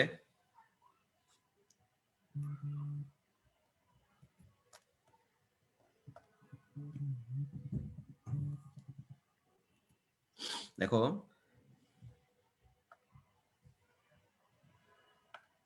এটাও আমরা পড়ছি অলরেডি। এ পর্যন্ত পড়ছিলাম যে এককোষী রাইজয়েড, বহুকোষী স্কেল পাইলাম এখানে। উপরের পৃষ্ঠের অংশটা ফটোসিনথেটিক অঞ্চল, নিচেরটা হচ্ছে সঞ্চয় অঞ্চলে ভাগ। পুং জননাঙ্গের নাম অ্যান্থেরিডিয়াম, স্ত্রী জননাঙ্গের নাম আর্কিগোনিয়াম। পড়ে এসছি না আগে। আচ্ছা, এখানে থেকে তোমাদের ব্যবহার শিখতে হবে একটা, যে ব্যবহার কি, এটা হচ্ছে পরিবেশ দূষণের সূচক। ঠিক আছে, দাঁড়াও স্লাইডটা আবার একটু আনি। এই কারণে আসলে আমি এই স্লাইডগুলো জুম করতে চাই না, জুম করলে ভালো মতো দেখা যায় না, মানে বারবার লেখা লেখো মুছো লেখো মুছো। দেখো পরিবেশ দূষণের সূচক হিসেবে কাজ করে। আর এটা মনে রাখবা কি, বিবর্তন ধারায় বিষয়ে প্রথম স্থলজ উদ্ভিদের বৈশিষ্ট্য সম্পর্কে ধারণা দিতে সহায়তা করে কে? সহায়তা করে হচ্ছে রিক্সা। ঠিক আছে, কে সর্বপ্রথম করে? রিক্সা করে। ওকে, এক মিনিট।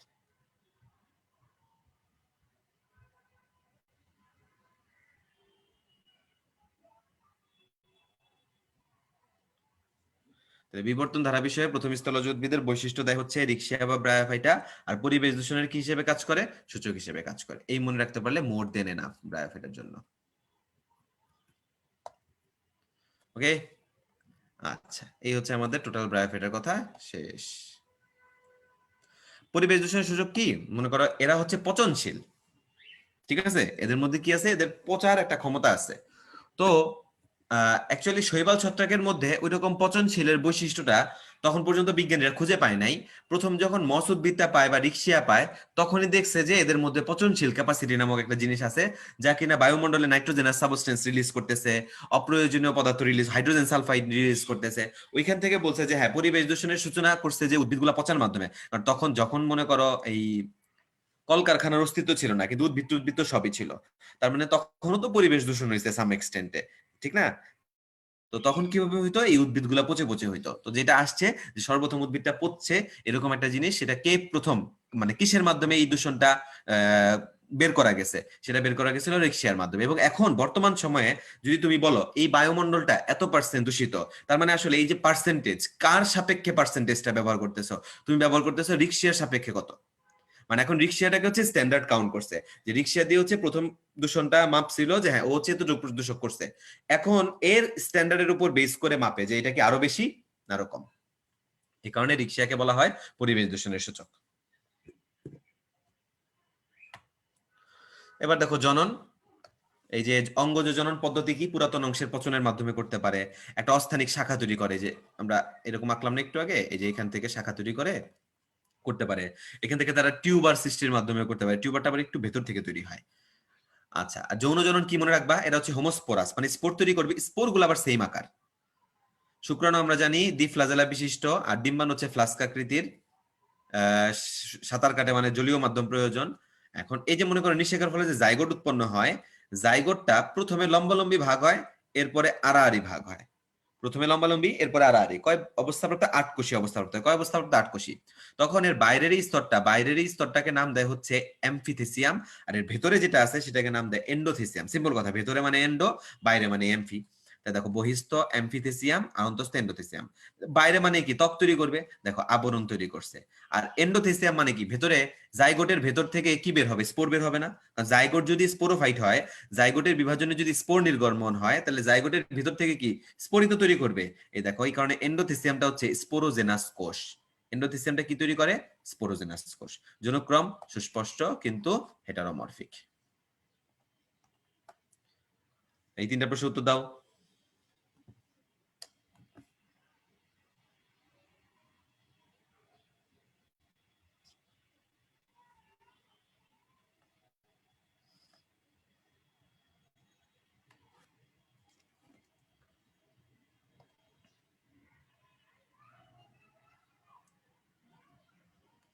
সিম্পল, দেখছো কত সহজে?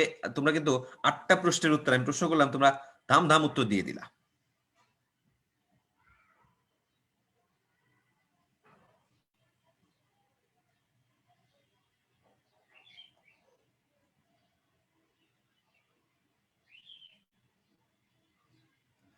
ওকে, আচ্ছা এবার আসি আমরা টেরিডোফাইটা। আমি টেরিডোফাইটা নিয়ে খুব বেশি সময় নষ্ট করব না। কেন? কারণ আমি তোমাকে ব্রায়োফাইটাটা খুব জোস, ঠিক আছে, আমার সেন্সে খুব জোস বা খুব ডিটেইলে পড়াইছি। তোমার কাজ হবে ওটাকে বারবার ডিটেইলি দেখা। ঠিক আছে, তাহলে তুমি অ্যান্সার দিতে পারবা। এখন আসো এখানে খালি কি কি শিখবা।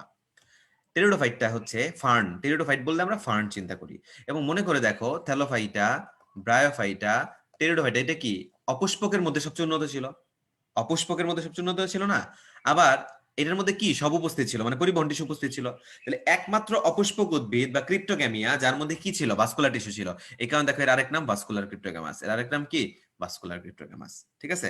আবার এই দেখো লিখছে যে অপুষ্পক উদ্ভিদের মধ্যে টেরিডোফাইট হচ্ছে সর্বাপেক্ষা উন্নত। কিন্তু ভাস্কুলার টিস্যু, মানে ভাস্কুলার বা পরিবহন টিস্যুর কথা যদি চিন্তা করো, তা দেখো ভাস্কুলার টিস্যু কারে দিয়ে শুরু হয়েছে, এটা দিয়ে শুরু হয়েছে না? তাহলে এরপরে কি আছে? জিমনোস্পার্ম, এরপর অ্যাঞ্জিওস্পার্ম। তাহলে ভাস্কুলারের দিক থেকে চিন্তা করলে আবার টেরিডোফাইট কি সবচেয়ে অনুন্নত, এই কথাই লিখছে। দেখো ভাস্কুলার উদ্ভিদের মধ্যে এটা অনুন্নত, কিন্তু অপুষ্পক উদ্ভিদের মধ্যে এটা উন্নত। এগুলো সব এমসিকিউর জন্য ইম্পর্টেন্ট।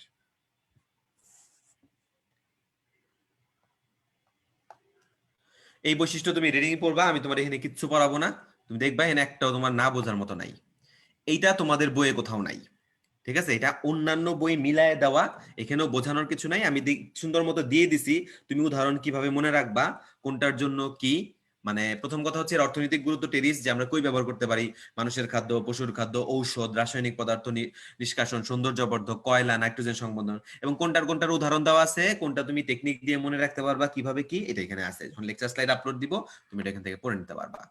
আসি আমরা যেটা, এটা দেখো টেরিস, ঠিক আছে? তো টেরিডোফাইটা বললে আমাদের মাথায় কি আসতে হবে? টেরিস। এবং তুমি মনে রাখবা টেরিসের গঠন বললে তুমি খালি শিখবা পাতা। টেরিসের গঠন বললে কি শিখবা? পাতা। কিরকম? ফার্নের পাতার নাম কি? ফ্রন্ড। কচি পাতার নাম কি? ক্রোজিয়া। এই কচি পাতাটা একটু কুণ্ডলিত অবস্থায় থাকে, মানে প্যাঁচা মোড়ানো থাকে। ওই কুণ্ডলিত অবস্থার নাম কি? সার্সিনেট ভার্নেশন। প্রতিটা পত্রখণ্ডকে কি নামে ডাকি আমরা? পিনাম নামে ডাকি। এবং পাতার কিনারায় কি থাকে? বাদামি বর্ণের র্যামেন্টাম থাকে। এই শব্দগুলা তোমাকে গঠন থেকে বারবার বারবার পড়তে হবে, ঠিক আছে? আর বাকি জিনিস তুমি পারো, যে টেরিস প্রখর সূর্যালোকে থাকতে ভালোবাসে, এগুলো বোঝার কিছু না, মুখস্থ। বেশি সূর্যের মধ্যে থাকতে পছন্দ করে দেখে এটাকে সানফার্ন বলে। মানুষজন এটাকে খায় শাক হিসেবে। কি শাক? ঢেকি শাক হিসেবে। আর এর গ্যামেটোফাইটটা হচ্ছে হৃৎপিণ্ডাকার, যেটা আমি তোমাকে পড়াবো, কারণ আমরা পড়ছিলাম টেরিডোফাইটে গ্যামেটোফাইটটা অপ্রধান, স্পোরোফাইটটা প্রধান। কিন্তু দেখা গেছে যেটা, সেটা হচ্ছে এই গ্যামেটোফাইটটাকে আলটিমেটলি স্পোরোফাইটের উপর নির্ভর করা লাগতেছে না। কেন? কারণ নিজের খাবার নিজে তৈরি করতে পারতেছে। এই দেখো লিখছে হৃৎপিণ্ডাকার, স্বতন্ত্র, স্বভোজী। একে কি নামে ডাকি আমরা? প্রোথেলাস। এটা ছবি আঁকা শিখবা। উ স্পোর বা জাইগোট, এগুলো এমসিকিউর জন্য ইম্পর্টেন্ট। উ স্পোর বা জাইগোট হচ্ছে স্পোরোফাইট পর্যায়ের প্রথম কোষ। জাইগোটটা হচ্ছে স্পোরোফাইট পর্যায়ের প্রথম কোষ। আর স্পোর দেখো গ্যামেটোফাইট পর্যায়ের প্রথম কোষ। কেন? কারণ 2n মানেই হচ্ছে স্পোরোফাইট, আর n মানেই গ্যামেটোফাইট। তো আমি তো তোমাকে পড়াইছি এটা। তাহলে পরে জাইগোট বিভাজন হয়ে তো স্পোর তৈরি হয়। তো দেখো উ স্পোর বা জাইগোট বিভাজন হয়ে কি তৈরি হচ্ছে? স্পোর তৈরি হচ্ছে না? এখানে দেখো উ স্পোর বা জাইগোটটা হচ্ছে স্পোরোফাইটের প্রথম কোষ, আর স্পোরটা কি? গ্যামেটোফাইটের প্রথম কোষ, ঠিক আছে? আচ্ছা, এই গঠন টঠন নিয়মে তেমন কোনো কিছুই তোমাকে বলবো না। এই যে গঠনের অংশ তোমাকে অলরেডি পড়াই ফেলছি আমি। এখন আমি তোমাকে যেটা পড়াবো সেটা হচ্ছে, আমি তোমাকে একটু এটা অযৌন জননটা পড়াবো, ঠিক আছে? একটু অযৌন জননটা তোমাকে পড়াবো। আমি তো বলছি যে টেরিসের জন্য সবচেয়ে ইম্পর্টেন্ট কি? পাতা। যদিও এটা টেরিসের পাতা, এইভাবে আমি এই হিসাব করে রাখতেছি না, আমি তোমাকে একটা র্যান্ডম পাতা আঁকলাম। এখান থেকে আমি তোমার একটু বুঝাবো। মনে করো এই হচ্ছে একটা পাতা, তুমি এই পাতার এখানে একটা প্রস্থচ্ছেদ করলা, করে মাইক্রোস্কোপের নিচে দেখতেছো, দেখলা যে পাতার কিনারে এরকম গুচ্ছাকারে কিছু একটা জিনিস অবস্থান করতেছে। এদেরকে আমরা বলি হচ্ছে সোরাস, ঠিক আছে? আচ্ছা, গুচ্ছাকারে এরকম আরো একটা গুচ্ছ আছে। এই পুরো সবগুলা গুচ্ছকে একত্রে আমরা বলি সোরাস। আচ্ছা, আবার প্রতিটা গুচ্ছ, মানে এক একটা গুচ্ছকে আমরা বলি স্পোরাঞ্জিয়া।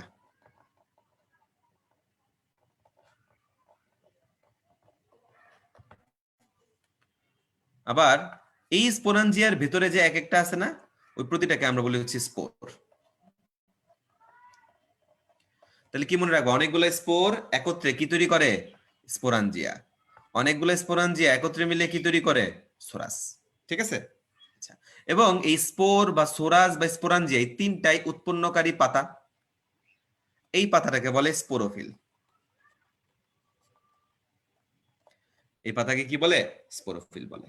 আচ্ছা, এখন দেখা গেছে এদেরকে একটা পর্দার ন্যায় অংশ ঢেকে রাখে, ঠিক আছে? এই যে এই সোরাসের অংশটাকে একটা পর্দার ন্যায় অংশ ঢেকে রাখে। যখনই তুমি পর্দার ন্যায় বা ঢেকে রাখে দেখবা, তখন সুন্দর মতো এই অ্যান্সারটি দিবা, এরা হচ্ছে ফলস ইন্ডুসিয়াম বা অপ্রকৃত ইন্ডুসিয়াম।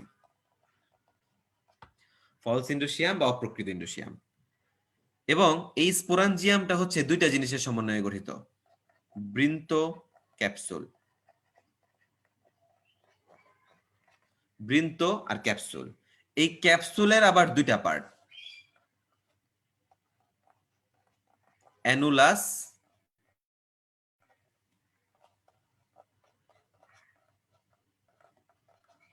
স্টোমিয়াম। ক্যাপসুলের কয়টা পার্ট? দুইটা পার্ট, অ্যানুলাস স্টোমিয়াম। কিন্তু আমাদের বই কি করছে জানো?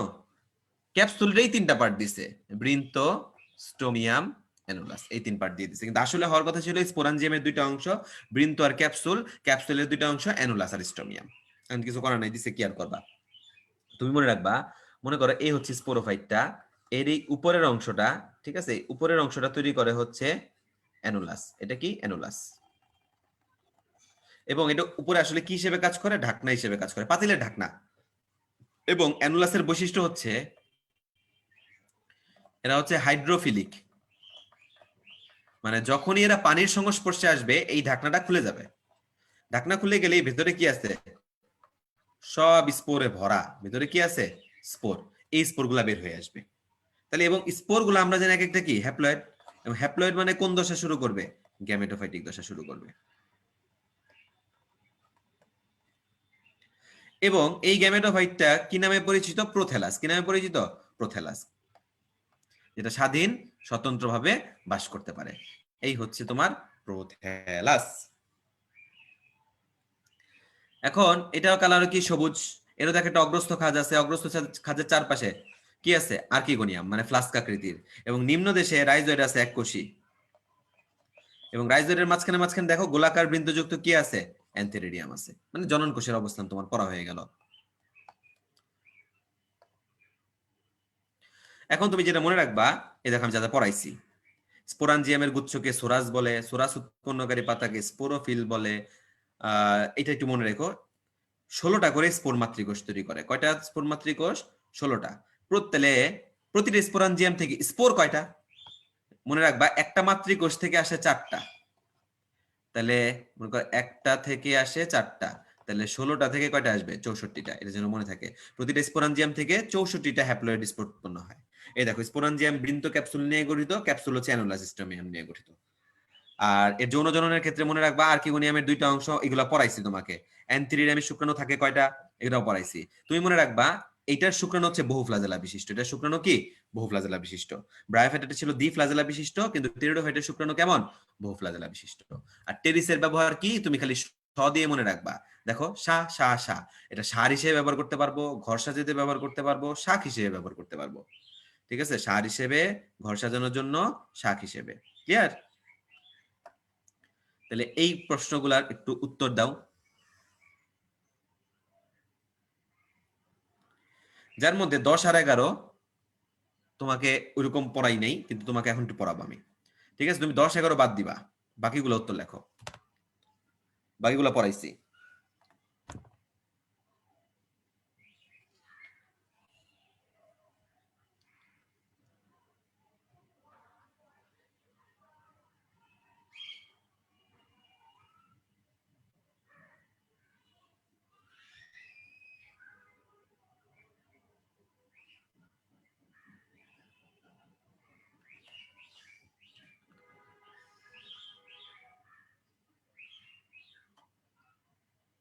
লিখো লিখো লিখো।